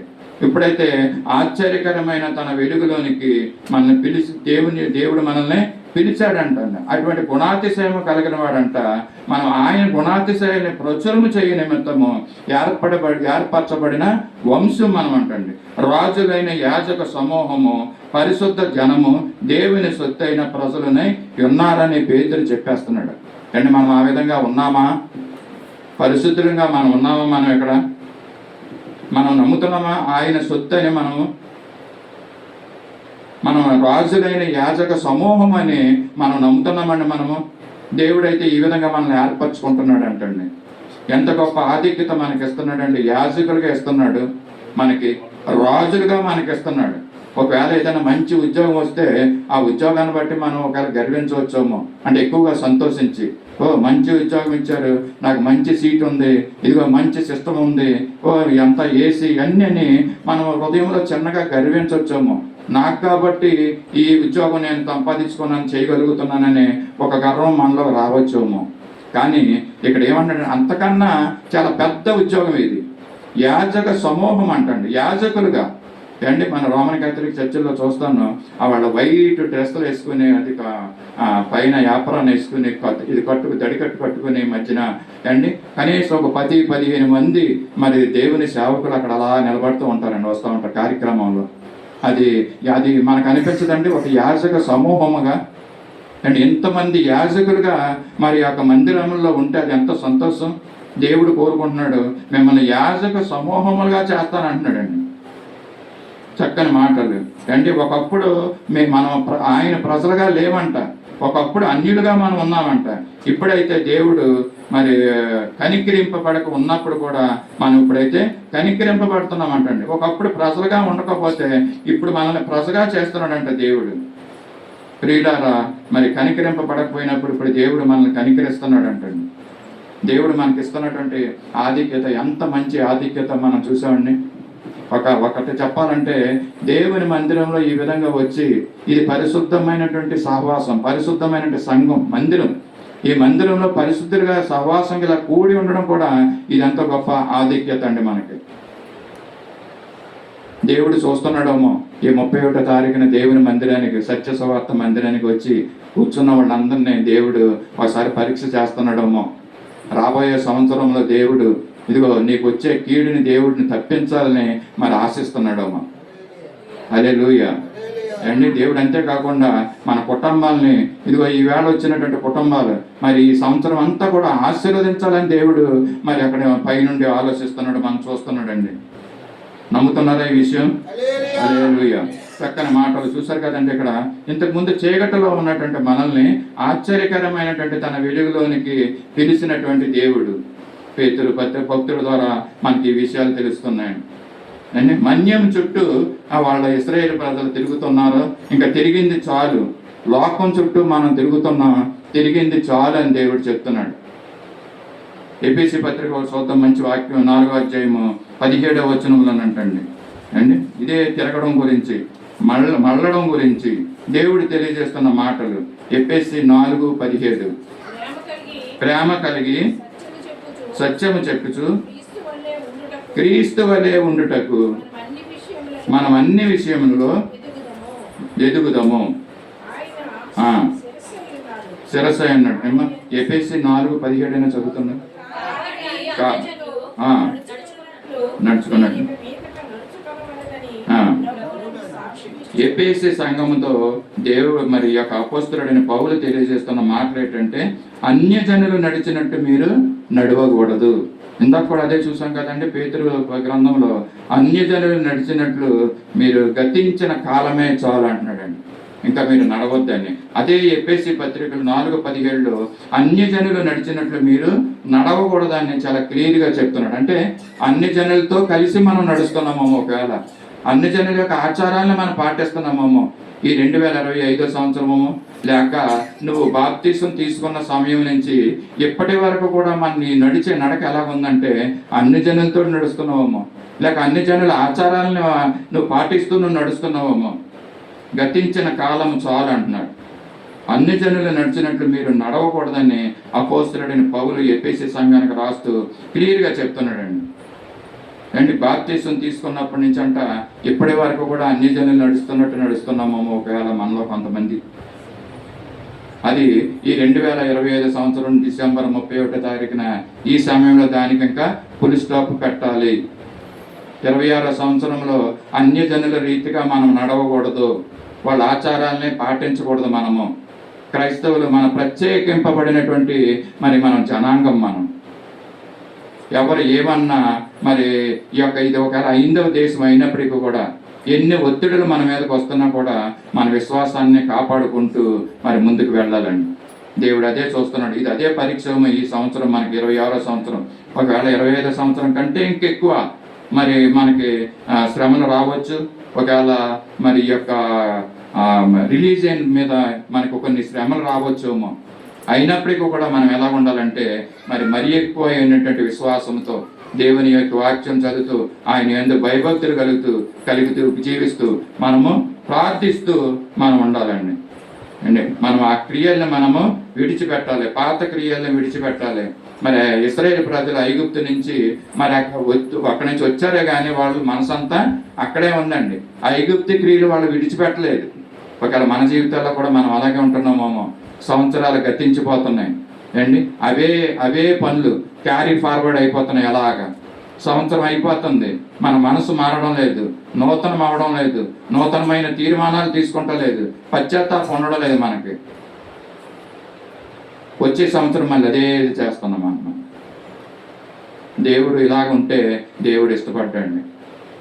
నువ్వు నూతనమైనటువంటి ఆశీర్వాదాలు ఈ సంవత్సరంలో నువ్వు చూడాలనుకుంటే కనుక మరి దేవునికి నీ జీవితాన్ని సమర్పించుకుని సంపూర్ణంగా పూర్ణ ఆత్మతో, పూర్ణ మనసుతో, పూర్ణ హృదయంతో ఆయన్ని కొలిచి ఆరాధిస్తే దేవుడు నీ జీవితాల్లో గొప్ప అద్భుతాలు చేయడానికి సిద్ధంగా ఉన్నాడు. పేతురు భక్తులు చెప్పినట్లుగా అన్ని జనులు నడిచినట్లుగా మీరు నడవద్దు. ఇశ్రాయేలు ప్రజలు మన్యం చుట్టూ తిరుగుతూ ఉన్నారు. అలా మనము ఈ లోకం చుట్టూ మనం తిరుగుతూ ఉండకూడదండి. జకర్యా గ్రంథం 1:4 వచనంలో మరొక మాట ఉంటుందండి. పితరుల గురించి చెప్తున్నాడు. మన పితరులు ఎటువంటి వారు, మన పూర్వీకులు ఏ విధంగా జీవించారో వారిని అనుసరించి మనం నడవద్దు అంటున్నాడండి. జకర్యా 1:4లో మీరు మీ పితరుల వంటి వారై ఉండవద్దు. చాలండి. ఇక్కడ అంటే మన పితరులు ఏ విధంగా ఉన్నారో ఇంతకుముందు అంటే వాళ్ళ దూడను చేసుకుని దూడను పూజించారు.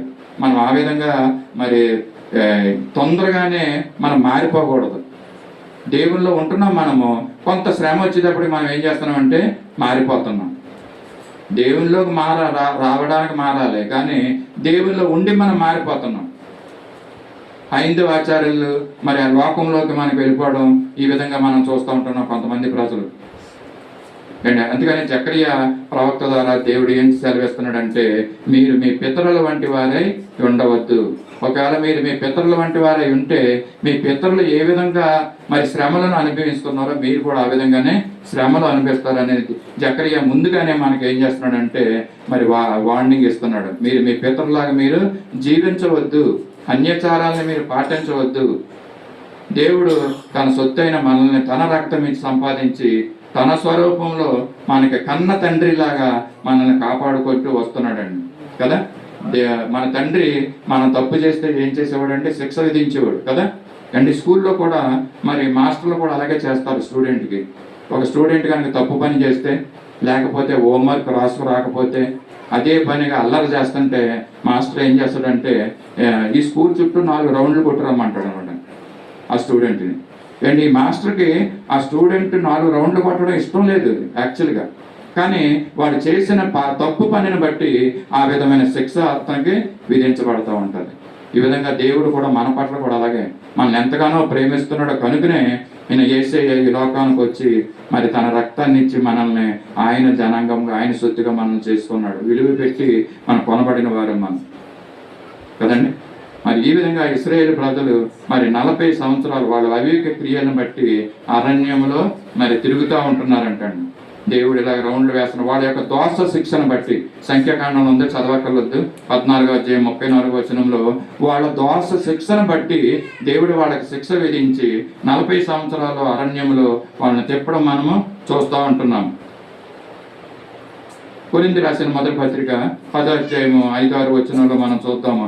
దోష శిక్షను బట్టి ఎక్కువ మంది దేవునికి ఇష్టలుగా ఉండలేకపోతున్నారంట.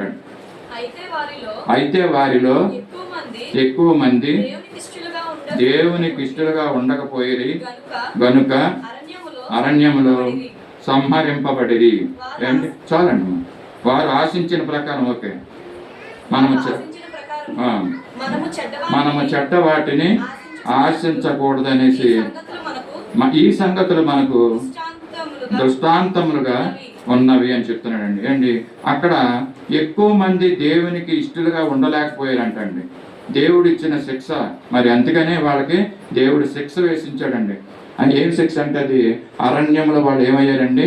సంహరింపబడ్డారు. అరణ్యంలో వాళ్ళు 20 సంవత్సరాలు మరి పైబడిన వారందరూ కూడా ఐగుప్తు నుంచి బయలుదేరినటువంటి వారిలో 20 సంవత్సరాలు పైబడిన వారందరూ కూడా అరణ్యంలో చనిపోయారంటండి. చిన్నపిల్లలు మాత్రమే దేవుడు బతికినిచ్చాడంట. ఆ కానానికి వెళ్ళడానికి వీళ్ళకి మరి అనుమతి ఇవ్వలేదంట. ఎందుకంటే వాళ్ళు చేసిన అతిక్రమాలు అలా ఉన్నాయంటండి. యోషువ కాలేబులను తప్పించి మిగతా వాళ్ళందరూ 20 సంవత్సరాలు దాటిన వాళ్ళందరినీ కూడా దేవుడు అరణ్యంలో సంహరించాడని. అందుకని ఇక్కడ ఉంటున్నాడు కొరింథీ రాసిన పత్రికలో 10వ అధ్యాయంలో, ఎక్కువ మంది దేవునికి ఇష్టలుగా ఉండలేకపోయారంటండి. ఎక్కువ మంది దేవునికి ఇష్టలుగా ఉండలేకపోయి ఆ దేవుడు ఏం చేశాడంటే వాళ్ళని అరణ్యంలో చంపేసినట్లుగా మనం చూస్తున్నాం. అది మనకు దృష్టాంతంగా ఉండాలంటండి. ఏంటి, వాళ్ళని చూసి మనకి బుద్ధి తెచ్చుకోవాలన్నమాట మనం. ఎస్, దేవునికి ఇష్టలుగా వీళ్ళు ఉండలేదు కనుక దేవుడు ఏం చేశాడంటే వీళ్ళని సంహరించాడు. ఇదిగో మనం కూడా దేవునికి ఇష్టలుగా జీవించకపోతే దేవుడు హఠాత్తుగా మనం చంపేయకపోయినా కొన్ని శ్రమలను దేవుడు అనుమతిస్తాడు, కొన్ని శిక్షలు మన మీద పంపిస్తాడు అన్నమాట. ఐగుప్తులో మరి దేశానికి మరి కొన్ని ఏ విధమైనటువంటి యొక్క శ్రమలు వచ్చినాయో దేవుడు ఎలా చేశాడో ఆ విధంగా మన మీదకి శ్రమలు ఎలా చేస్తాడు, అనుమతిస్తాడు అనమాట. అండ్ ఈ విధమైన శ్రమలు అనుభవించడానికి మనకి ఇష్టమా? మనకి ఆయనకి ఇష్టలుగా జీవించకపోతే దేవుడు ఏం చేస్తాడంటే వాళ్ళని అరణ్యంలో చంపేశాడు. అది మనకు మాదిరిగా ఉంచాడంటండి. మనం ఆ విధంగా చనిపోకూడదు, మనం ఆ విధంగా సంహరించబడకూడదు. మనం దేవుడు తెలియజేస్తున్న మాటలు దోషక్రియలతో నింపబడి ఉన్నారంటండి. నేటి సంఘాల్లో కూడా ఇలాంటి మరి దేవునికి ఇష్టం లేనటువంటి వారు లేరంటారా? ఎక్కువ మంది ఉన్నారంట చెప్తున్నాడు దేవుడు ఈ మాటల ద్వారా. కొరింథీ పత్రికలో ఎక్కువ మంది దేవునికి ఇష్టలుగా ఉండలేకపోతున్నారంటండి. కొంతమంది మాత్రమే దేవునికి ఇష్టలుగా ఉంటున్నారంటండి. ఏంటంటే మిగతా వాళ్ళందరూ వాళ్ళ చేతులు రక్తశక్తం అయిపోతున్నాయి, దోష క్రియలతో వాళ్ళు నిండిపోతున్నారంటండి. ఇంకా చెప్పాలంటే ఇందాక చెప్పిన మాటకి ఇది కనెక్షన్ ఏంటంటే లోకము సంఘంలోకి వచ్చేసిందంటండి. అర్థమవుతుందండి? లోకంలో ఉండవలసిన లోకం సంఘంలోకి వచ్చేసిందంట. సంఘం లోకంలోకి వెళ్ళిపోయిందంట. దీన్ని బట్టి మీకు అర్థం అవ్వాలి. లోకంలో ఉన్నటువంటి కార్యాలన్నీ, లోకంలో ఉన్నటువంటి క్రియలన్నీ కూడా నేటి సంఘాల్లోకి వచ్చినాయి. ఇవే డ్యాన్సులు అంటున్నారు దైవజనులు చెప్పే మాట, నేను చెప్పే మాట కాదు. ఎవరి కార్యాలండి? ఇవి లోకస్తులు చేసే కార్యాలు, అవి అన్ని జనులు చేసే కార్యాలు. వాళ్ళు తక్కువగా చేస్తున్నారు. వాళ్ళ సంవత్సరం అంతా చేసేది మనం ఒకసారి చేసేస్తున్నాం, ఒక సంవత్సరం అంతంలో. అండి దయచేసి గమనిద్దాం. నేను దానికి ఎగ్నెస్ట్ కాదు, పాటలు పాడడానికి డ్యాన్స్ చేయడానికి నేను ఎగ్నెస్ట్ కాదు. క్యారల్స్లో మీరు చూసే ఉంటారు, పాటలు పాడుతుంటే నేను ఎంకరేజ్ చేసేవాడిని, డ్యాన్స్ వేయండి అమ్మా పర్వాలేదని. అంటే అది ఒక సంతోషకరమైన సందర్భం. కానీ రికార్డింగ్ డ్యాన్స్లు వేయకూడదు, దానికి నేను వ్యతిరేకం. లోకం సంఘంలోకి వచ్చేదానికి కారణం ఏంటంటే ఈ డ్యాన్సెస్ ఒక ఉదాహరణ. అనేకమైన వస్తున్నాయి సంఘంలోకి.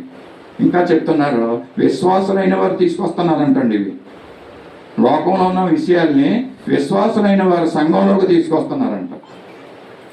మరి కొంతమంది అయితే దైవజనులైన వారు కూడా, సేవకులు కూడా తీసుకొచ్చి పెడుతున్నారంట సంఘంలో. ఏంటి? లోకానుసారమైనటువంటి విషయాలు, కార్యక్రమాలు. ఇది చాలా విచారకరమైనటువంటి విషయం అండి. ఈ విషయాలన్నీ కూడా మనము మరి ఆత్మీయంగా జీవించేవాళ్ళు ఆత్మ కార్యాల మీద మనం కేంద్రీకరించుకోవాలి, మనం శరీర కార్యాల మీద కాదు. ఒకవేళ ఎలాగుంటే మరి ఇశ్రాయేలు ప్రజల మీద దేవుడు ఏ విధమైనటువంటి దోష శిక్షను తీసుకొచ్చాడో మరి అదే దోష శిక్షని మరి ఈ రోజుల్లో ఉన్నటువంటి సంఘాల్లోకి మరి దేవుడు అనుమతించబోతున్నాడు. ఎందుకంటే దేవుడు చూస్తూ ఊరుకోడు. యేసు ప్రభుల వారు యెరూషలేము దేవాలయం దగ్గరికి వెళ్ళినప్పుడు అక్కడ ఏం జరుగుతుందండి? అక్కడ ఏం జరుగుతుందో వ్యాపారం జరుగుతుంది. అక్కడ దేవుడు యేసు ప్రభుల వారు ఎక్కడా కూడా కోపగించాడన్న మాట బైబిల్లో లేదండి. ఇది ఒకటే ఒక సందర్భం. యెరూషలేము మందిరంలో, దేవాలయంలో మరి వ్యాపారం జరుగుతుంటే యేసు ప్రభుల వారు ఏం చేశాడంట? కొరడా జుల్లించాడంటండి. అక్కడ కొరడా తీసుకుని కొట్టాడంట. అక్కడ అంత కోపం అయ్యాడంట. దేవుని మందిరాన్ని కనుక పాడు చేస్తే దేవుడు ఇంతకన్నా బలమైనటువంటి శిక్షల దేవుడు రప్పించబోతున్నాడు. ఇది మందిరం, ఇది పరిశుద్ధమైన మందిరము. పరిశుద్ధంగా మనం జీవించాలి. పరిశుద్ధమైన సహవాసము. దేవుడు తన పరిశుద్ధాత్మని ఇక్కడ విడుదల చేస్తాడు. మనందరం కూడా మార్పు చెందాలి, మనందరం కూడా తిరగాలి. ఇన్ని సంవత్సరాలు చేసిన పనుల నుంచి మనం ఏం చేయాలండి? About turn తీసుకోవాలంటాడు. రిటర్న్ అవ్వాలి అక్కడి నుంచి. ఇక్కడి నుంచి అయినా 26వ సంవత్సరం నుంచి అయినా దేవుడు మరి దేవుని కొరకు నేను జీవిస్తానని ఒక తీర్మానం మనం తీసుకోవాల్సిన అవసరత ఎంత అయినా ఉంది. మనలో ఎలాంటి లక్షణం ఉంటుందంటండి, పర్వాలేదులే, ఇది పర్వాలేదులే, ఇది అండి, నేను భక్తిపరుణ్ణే, నేను ప్రార్థనాపరుణ్ణే, నాకు ఇది చాలు, ఎంతకన్నా ఇంకెవరు చేసేస్తున్నారు మా సంఘంలోనూ, నేనే ప్రార్థనాపరుణ్ణి, నేనే భక్తిపరుణ్ణి, పర్వాలేదులే అన్నట్టుగా ఉంటాయంటండి. అండి దీనికి ఒక ఉదాహరణ తీసుకొస్తాను మీకు. పరిశుద్ధ గ్రంథం నుంచి చదవకలేదు. సంసోన్ అండి, సంసోన్ మనకు తెలుసు కదా, చాలా శక్తివంతుడు, బలవంతుడు అండి, అనేక మార్లు ఫిలిష్తీయుల్ని జయించిన వాడు. ఏమైందండి, ఆఖరికి దెలీలా ఒళ్ళో ఉండి బంధింపబడ్డాడు, తన శక్తిని అంతా కోల్పోయాడు. కానీ అది సంసోనుకు తెలియదు, అది శక్తి పోగొట్టుకున్నాడు అనే విషయం సంసోనుకు తెలియదు. మనం కూడా అలాగే ఉంటున్నాం. నాలో ఇంకా ప్రార్థన శక్తి ఉంది, నాలో ఇంకా భక్తి ఉంది అని లోకానుసారమైన కార్యాలకి వెళ్ళిపోతున్న వారు చాలామంది ఉంటున్నారు. నాకు ఇంకా భక్తి ఉంది, ప్రార్థన ఉంది అనుకుంటున్నాం సంసోనులాగా. కానీ మన భక్తి శక్తి అంతా కూడా పోయిందన్న విషయం సంసోను గుర్తెరగడం లేదు. మనలో కొంతమంది కూడా గుర్తెరగలేనటువంటి పరిస్థితులు ఉంటున్నాయి. ఇశ్రాయేలు చేసిన తప్పులు మరి యేసయ్యని మరి సిలువకు అప్పగించారంట. వాళ్ళకి తెలియదంట అది. వాళ్ళు చేసిన తప్పును బట్టి ఇప్పటికీ కూడా ఇశ్రాయేలు ప్రజలు లేక ఇశ్రాయేలు దేశం మరి యొక్క యుద్ధాలతో ఉండడానికి కారణం ఏంటంటే మత్తయి సువార్త 27-25 వచనంలో మనం చూస్తున్నాం. ప్రజలు ఏ విధంగా ఉంటున్నారు, ఎలాగ ఉంటున్నారు అన్న విషయం.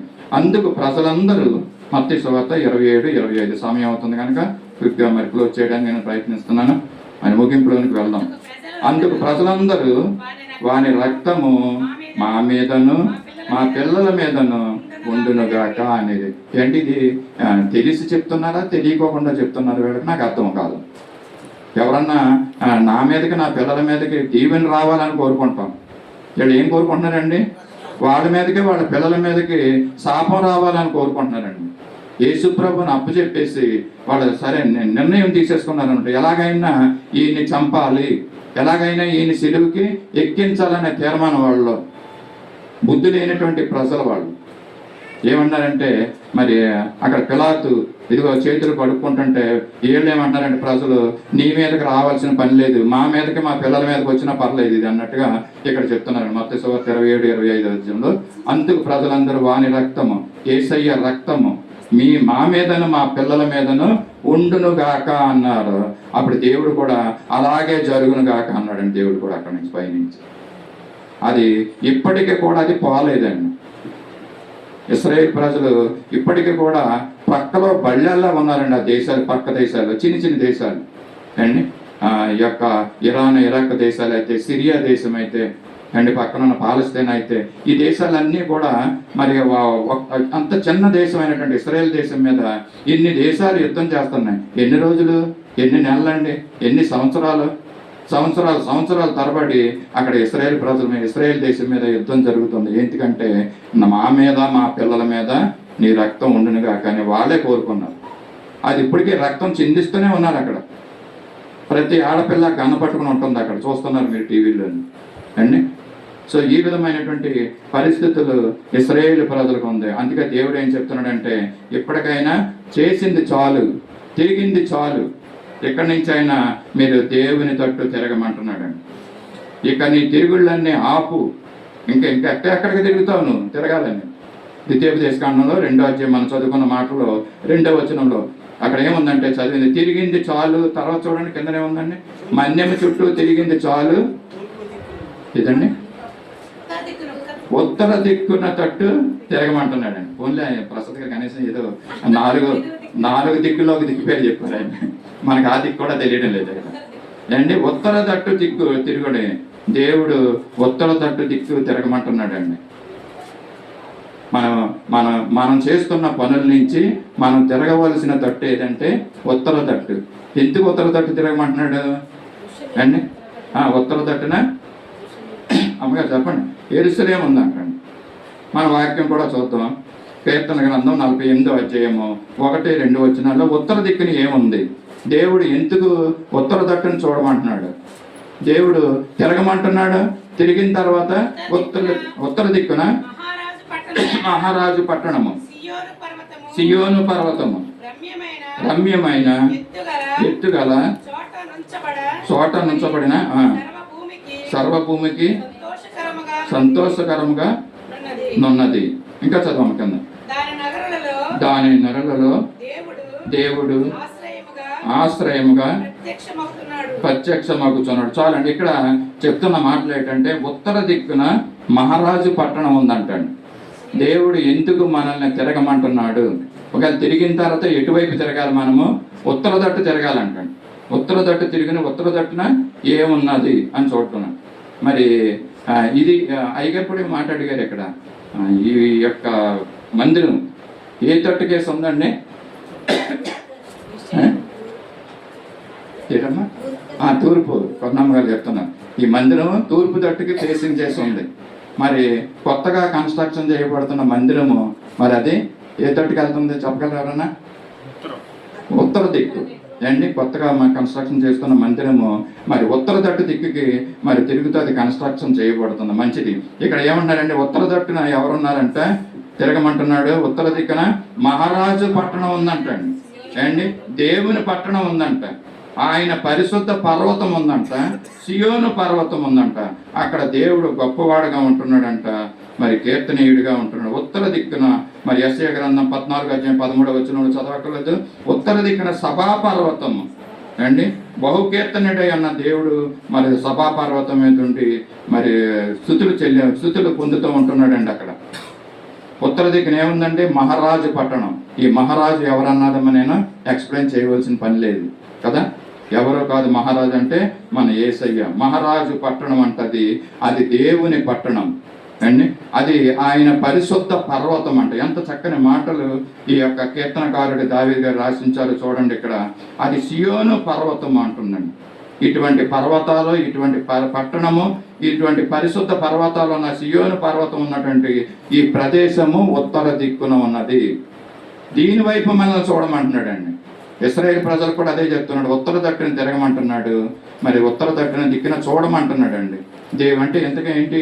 ఉత్తర దిక్కున ఎవరున్నారండి? దేవుడు ఆసీనుడై ఉన్నాడు. దేవుడున్న స్థలం అది ఉత్తర దిక్కున. దేవుడున్న స్థలం వైపు మరి మనల్ని తిరగమంటున్నాడండి.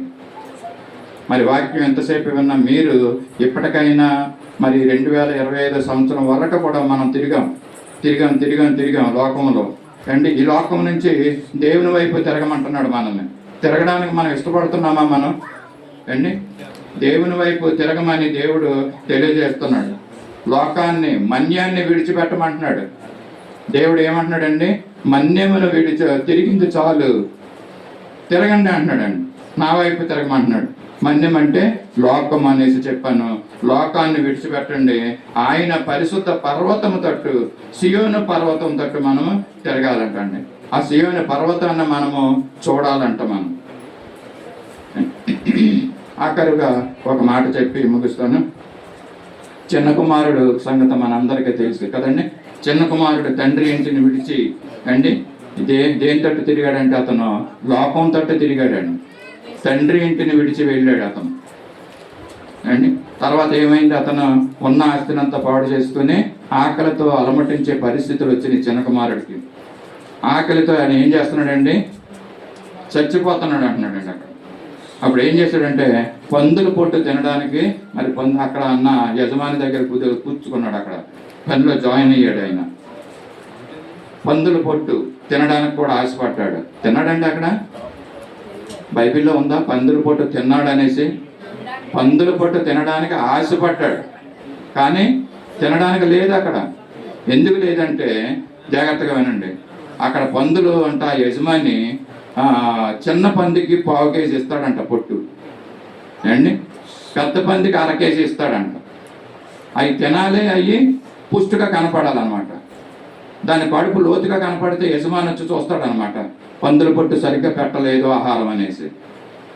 కనుక ఆ 1/4 కేజీ అక్కడ మరి ఆ చిన్న పందికి పెట్టాలి, 1/2 కేజీ పెద్ద పందికి పెట్టాలి. అక్కడ ఇచ్చినది కొలత ప్రకారం ఇస్తాడంట యజమాని. ఆ కొలత ప్రకారం ఈ పందులకి ఫీడ్ చెయ్యాలి, పెట్టాలి వాటికి. దాంట్లో ఏమాత్రం తక్కువ వచ్చినా యజమాని ఊరుకోడు.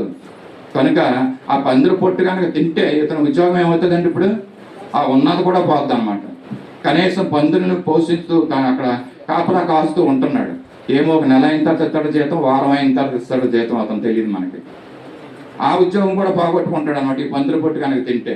అందుకనే అతను పందుల పొట్టు తినడానికి ఆశపడ్డాడు, కానీ తినడానికి అక్కడ ఆస్కారం లేదు అక్కడ. ఇది చిన్న కుమారుని యొక్క పరిస్థితి. తర్వాత ఏమైంది? ఆడికి బుద్ధి వచ్చింది. అండ్ ఈ పందుల పొట్టు తినడానికి కూడా నాకు లేదే, నా తండ్రి దగ్గర ఇదిగో ఎంతో మంది కూలీలు ఆహారం తింటా ఉంటున్నారు, నేనైతే ఇక్కడ ఆకలితో చచ్చిపోతున్నాను. ఏం చేశాడండి ఈయన? తిరిగాడు. ఈ స్టాండవ్ తండ్రి దగ్గరికి అప్పుడు తిరిగాడు. అప్పుడు బుద్ధి వచ్చింది అనమాట ఈ చిన్న కుమారుడికి. తండ్రి దగ్గరికి తిరిగింది. చిన్న కుమారుని బట్టి ఒకవేళ ఈ విధమైన పరిస్థితుల్లో చిన్న కుమారులాగా మనం ఉండకపోవచ్చు, ఇంట్లో నుంచి మనం వెళ్ళిపోవచ్చు, కానీ చిన్న కుమారుడైతే అంత పెద్ద తప్పిదాలు చేస్తున్నాడు. మనం చేసే తప్పిదాలు చిన్న చిన్న తప్పిదాలు, వాటిని కూడా దేవుడు విడిచిపెట్టమంటున్నాడండి. ఈ సంవత్సర కాలంలో తప్పిదాలన్నీ దేవుని దగ్గర మనం ఒప్పుకొని విడిచిపెట్టి తిరిగింది చాలు, చేసింది చాలు. ఇశ్రాయేలు ప్రజలకు చెప్తా ఉంటున్నాడు, నీకు పేరు పెట్టి దేవుడు ఈ రాత్రికాల సమయంలో తెలియజేస్తున్నాడు. ఇదిగో పలానా డేవిడ్, నువ్వు చేసావు ఈ సంవత్సరం అంతా, అది చాలు, గతించిన కాలమే చాలు. 26వ సంవత్సరంలో మరి దేవునికి ఇంకా సంపూర్ణంగా నీ జీవితానికి సమర్పించుకుని దేవునికి ఇష్టలుగా నువ్వు జీవించాలి. ఎందరో అయిష్టులుగా ఉంటున్నారంట, కొందరే దేవునికి ఇష్టలుగా ఉంటున్నారంట అండి. తెలియజేసిన మాటలను బట్టి మనం ఏం చేయాలండి? మనం తిరగాలి. మనం ఇక్కడ ఆకలితో నేనైతే చచ్చిపోతున్నాననేసి మరి ఆయన చిన్న కుమారుడు మరి తండ్రి దగ్గరికి వెళ్ళాడంటండి. కనుక మనం కూడా మారు మనసు పొంది చేసిన పనులు ఎంతటితోటి స్టాప్ చేసి మరి రానున్న దినాల్లో ప్రభు కొరకు సంపూర్ణంగా మనం మన జీవితాన్ని సమర్పించుకుని ఆయన కొరకు మనం జీవిస్తే దేవుడు తప్పుకోకుండా మనల్ని మరి మంచి మార్గాల్లో పెట్టి మంచి జీవితాల నుంచి మనల్ని నడిపిస్తాడు. ఇదే రక్షణ దినము, ఇదే అనుకూల సమయం అని అంటున్నాడండి. ఈ అనుకూల సమయంలో మనం దేవుని దగ్గర మన పాపాలను మనం ఒప్పుకుందాం. నూతన సంవత్సరంలో నూతనమైనటువంటి జీవితాన్ని జీవించడానికి తీర్మానాలు తీసుకుందాం. Let us take a decisions అండి. Year after that I will God I will please lead my life, I will surrender my heart to you అనేసి మన హృదయాన్ని దేవునికి సమర్పించుకోవాలి. దేవుడు మనల్ని తన చేతుల్లో తీసుకొని మనల్ని నడిపిస్తాడని నమ్మకంతో ఈ మాటలు తెలియజేస్తున్నాను. దేవుడి కొద్ది మాటలు మన వెనుకడిలో దీవెనకరంగా చేయనుగాక. ఆమేన్.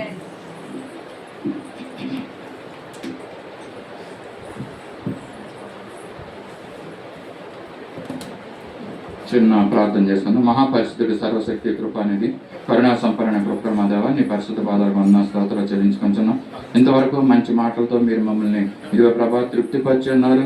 ఇదిగో 2025వ సంవత్సరంలో ఇశ్రాయేలు ప్రజలని మా ముందుంచా తండ్రి, నీకు స్తోత్రాలు. తిరగమంటున్నావు ప్రభా, లోకం తట్టు మేము తిరక్కోకుండా, మన్యం తట్టు తిరక్కోకుండా తండ్రి నీ వైపు తిరిగి ప్రభా నిన్ను ఆరాధించే వారంగా, నిన్ను పూజించే వారంగా మమ్మల్ని చేయమని కూడా అడుగుతున్నాం. విన్నటువంటి మాటలు మా హృదయంలో ఫలభరితంగా చేయండి తండ్రి. స్తోత్రాలు వందనాలు. ఆ సంఘాన్ని ప్రభా ఇంతవరకు మీరు కాపాడినందుకు మీ స్తోత్రం. కార్యక్రమం అంతట్లో కూడా మీరు ఎంతవరకు నడిపించిన దాన్ని బట్టి కూడా నీకు స్తుతులు చెల్లిస్తున్నాను. జరగబోయే కార్యక్రమంలో కూడా మీరుండి మీరే మహిమ పొందమని యేసయ్య పరిశుద్ధ నామములో అడిగి వేడుకొంచున్నాం తండ్రి. ఆమేన్. యాక్చువల్లీ సమయం 10 అవుతుంది. I think this time is for Suji. 11. Okay. So by the time మనము దేవుడు మన పట్ల చేసిన మేల్ని సాక్ష్యాల్లో పంచుకోవాలనుకున్నారు. దయచేసి ఒక్కొక్కరుగా ముందుకు వచ్చి మీ సాక్ష్యాలు పంచుకోండి. ఇంతకుముందు చెప్పిన రీతిగా అందరికీ సాక్ష్యాలు ఇవ్వబడతాయి.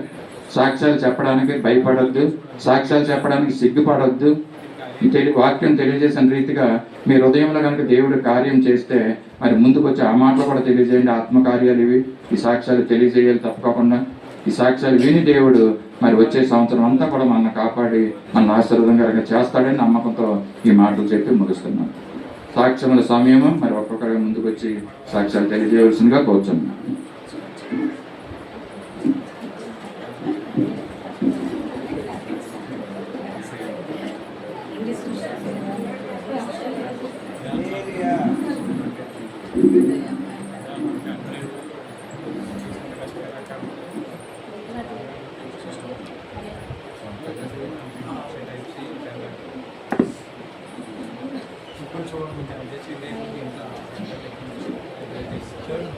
హల్లెలూయా. ముందుగా దేవుని నామానికి వందనాలు. ఇక్కడ సంఘస్థులకి, సంఘ కాపర్లకి అందరికీ నా వందనాలు. నా శాస్త్రానికి ఈ సంవత్సరం 2024 నుంచి 2025 వచ్చే వరకు మమ్మల్ని ఎంతగానో దేవుడు కాచి కాపాడినాడు. మళ్ళీ 2025 నుంచి ఎంతవరకు మమ్మల్ని దేవుడు కాచి కాపాడినాడు.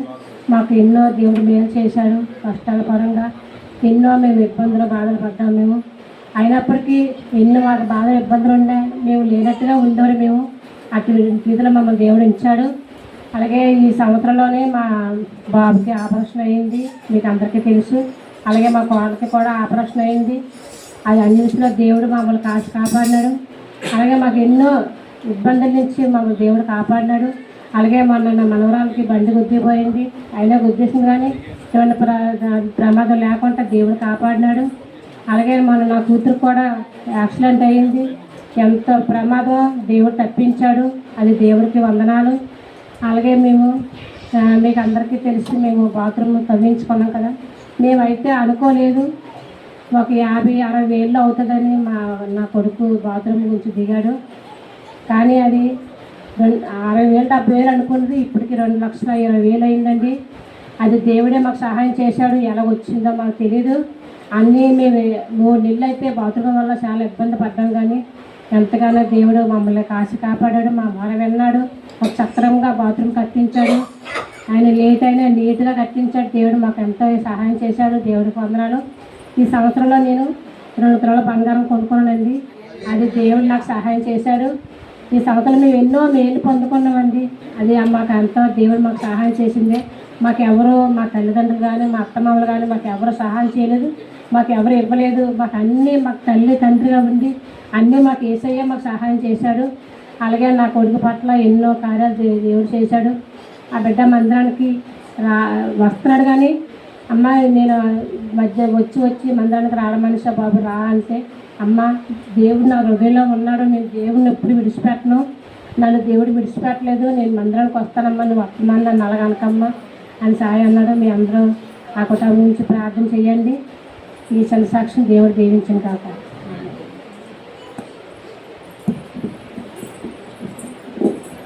ప్రైజ్లార్డ్ అందరికీ.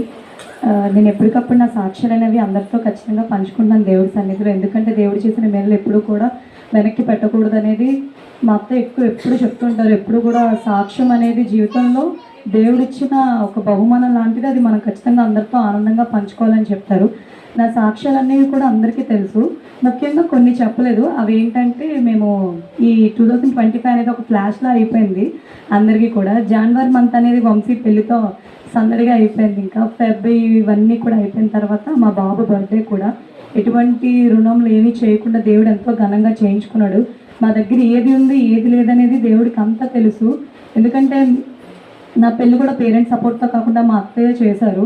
సో అటువంటి సపోర్ట్ నుంచి కూడా మేము ఎక్కడ కూడా రుణం, ఏదైనా ఒక ఫంక్షన్ చేయాలంటే ఖచ్చితంగా రుణం చేయాలి, లేదంటే మనకున్నది ఏదైనా డాక్యుమెంట్స్ ఆర్ గోల్డ్ కానీ ఎక్కడైనా తాకట్టు పెట్టి చేయాలి. కానీ దేవుడు మాకు ఎలా ఇచ్చారనేది మేమిద్దరం కలిసి సేవింగ్స్ రాసుకున్న మనీతో మేము ఎంతో గొప్పగా మా బర్త్డే చేసుకున్నాము. ఆ తర్వాత ఇంకొకటి ఏంటంటే, మా పేరెంట్స్ ఇలా గోల్డ్ పెట్టడం జరిగింది. అంటే పెళ్ళికి ఎటువంటి సపోర్ట్ లేనప్పటికీ మేము అనుకున్నాను, నేను ఓకే నో ప్రాబ్లం, ఒక మంచి ఫ్యామిలీ దొరికింది, దేవుడు సన్నిధి ఉంది, అది చాలు, దేవుడే ఎప్పుడో ఒకసారి కరుణిస్తాడు, ఏదో దేవుడే మనుషులు మార్చుకుంటాడు అనుకున్నాము. అలానే దీపుకి అంటే ఇలాగా కట్నం అయిన తర్వాత మేము అత్తయ్య వాళ్ళు తాడు పెట్టాలి అనుకుంది. అసలు యాక్చువల్గా పెట్టమని వాళ్ళు అడగలేదు, కానీ తను అనుకుంది నేను ఖచ్చితంగా నా కోడలికి తాడు పెట్టుకుంటాను అని చెప్పి తను కొనడానికి ఇలా పెళ్ళవ్వగానే వెళ్ళాము. వెళ్ళిన తర్వాత ఆ రోజు తనకి తాడు కొన్నాము. అత్తయ్య అనేది నీకు కొంచెం గోల్డ్ మీద ఐడియా ఉంది కదా, నువ్వే కొందుకు పద అని చెప్పి తీసుకెళ్ళాను.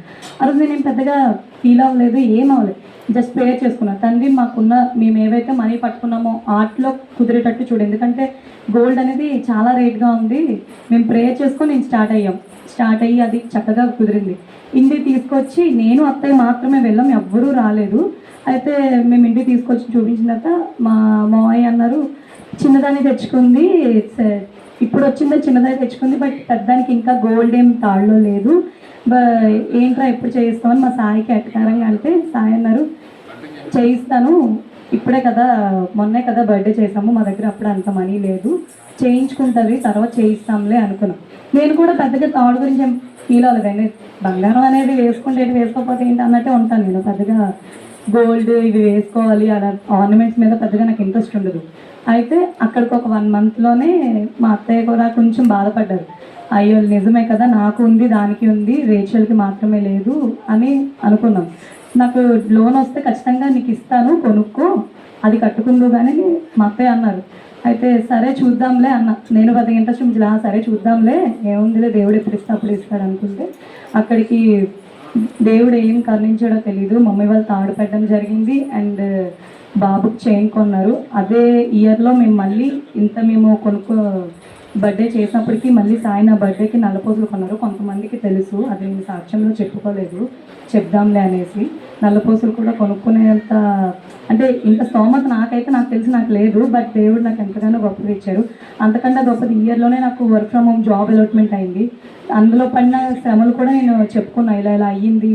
కొన్ని స్టేజెస్లో టీం వాళ్ళే ఇలా తక్కువ చేసి మాట్లాడేవారు, నువ్వు చదువుకుంది ఏంటి, నువ్వు ఇక్కడ చేస్తుంది ఏంటి అని చాలా నిందలు వేసినప్పటికీ కూడా దేవుడు ఆ నిందలన్నింటినీ కూడా దాటి వేసి నాకు ప్రమోషన్ ఇచ్చి ఇంతలా నిలబెట్టుకున్నాడు. దేవుడి సన్నిధిలో మనం ఎంత కరెక్ట్గా ఉంటే, అప్పుడు అనుకున్నా ఎంత మనం కరెక్ట్గా ఉంటే దేవుడు ఈ కృపను నాకు ఇచ్చాడు. అండ్ ఆల్సో సండే స్కూల్ టీచర్గా నన్ను అలౌట్ చేశారు. ఇంకా నాకు 2-3 యాక్సిడెంట్స్ కూడా అవ్వబోయాయి. అది చాలా ప్రమాదకరమైనది, కానీ అయినప్పటికీ కూడా దేవుడు ఎంతో గొప్పగా కాపాడాడు. నా బిడ్డకు కూడా ఎన్నో అనారోగ్యాల నుంచి తప్పించారు. సాయికి కూడా 2-3 సార్లు కూడా అన్యడిలో యాక్సిడెంట్ అవ్వబోయింది, బండి తిరగేసేసిందని కూడా చెప్పేవారు. నాకైతే కంట్లో నీళ్ళు వచ్చేసేది. ఇంటికి పెద్ద మేము సంపాదించినప్పటికి కూడా ఇంటికి పెద్ద ఏదైనా జరిగితే మనం ఎంతలో పడిపోతాం. అలాంటిది దేవుడు ఆ బిడ్డను కూడా ఎంతగానో కాపాడాడు. ఒకే ఒక 1 month తనకి సండేస్ ఆఫ్ దొరికే ఆ సండేస్ అన్నీ కూడా దేవుడు తన సన్నిధికి రప్పించుకున్నాడు. సాయం కూడా తను కూడా ఒక్కొక్కసారి బాధపడతాడు, నేను సన్నిధికి దూరంగా ఉంటున్నా అని. కానీ తనకి ఆఫ్ రాలేకపోతున్నాడు.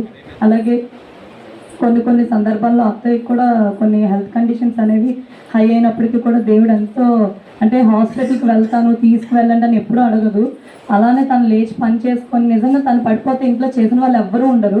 అయినప్పటికీ దేవుడు తనకు ఎంతో స్వస్థతనిచ్చి ఆరోగ్యాన్ని ఇచ్చి నిలబెట్టుకుంటున్నాడు మా జీవితాల్లో, దేవుడు ఆ కుటుంబంలో. అలానే ఎన్నో అపనిందలు వచ్చినప్పటికీ కూడా దేవుడి సన్నిధిని వదిలిపెట్టకుండా నడుస్తానని నేనైతే మాత్రం వాగ్దానం తీసుకున్నాను. ఎందుకంటే ఎంతోమంది ఎన్నో రకాలుగా దూషించినప్పటికీ కూడా మనుషులు అనే వాళ్ళకి లోకంలో ఎంత దేవుడు నమ్ముకున్నప్పటికీ కూడా లోకంలో కొన్నిసార్లు కొన్ని థింగ్స్ చూసినప్పటికీ అది తప్పుగా అనిపించి అపనిందలు అనేవి ఖచ్చితంగా వస్తాయని. ఎందుకంటే దేవుడు పరిచయం చేసినప్పుడు ఫస్ట్ నేను క్లాస్ చెప్పినప్పుడు మా అత్తయ్య చెప్పారు, దేవుడు పరిచయం చేసినప్పుడు ఖచ్చితంగా నిందలు అవమానాలు ఖచ్చితంగా ఎదుర్కోవాల్సి వస్తుంది. ఇది వచ్చింది, ఇది అన్నారు, ఇది చేశారని చెప్పి ఎప్పుడు నా దగ్గర అయితే వచ్చి చెప్పకు. ఎంత శ్రమ అయినా సరే దేవుడి దగ్గర మోకరించి ప్రార్థన చేసుకుంటే నీకు ఖచ్చితంగా విడుదల ఉంటుంది అన్నారు. అలానే దేవుడు నాకు ఎంతో గొప్ప శ్రమల నుంచి కాపాడారు. ఎన్నో నిందలు వచ్చినప్పటికీ కూడా నన్ను ఇలా ఈరోజు నిలబెట్టుకున్నాడు దేవుడి సన్నిధిలో. అందులో బట్టి నేను దేవుడికి ఎన్ని కోట్ల వందనాలు చెప్పినా మనకు తక్కువే. నా జీవితాంతం దేవుడి సన్నిధి వాడబడటానికి సహాయం చేయమని దేవుడికి ఎంతగానో కోరుకున్నాను. ఈ చిన్న సాక్ష్యం దేవుడు దీవించింది.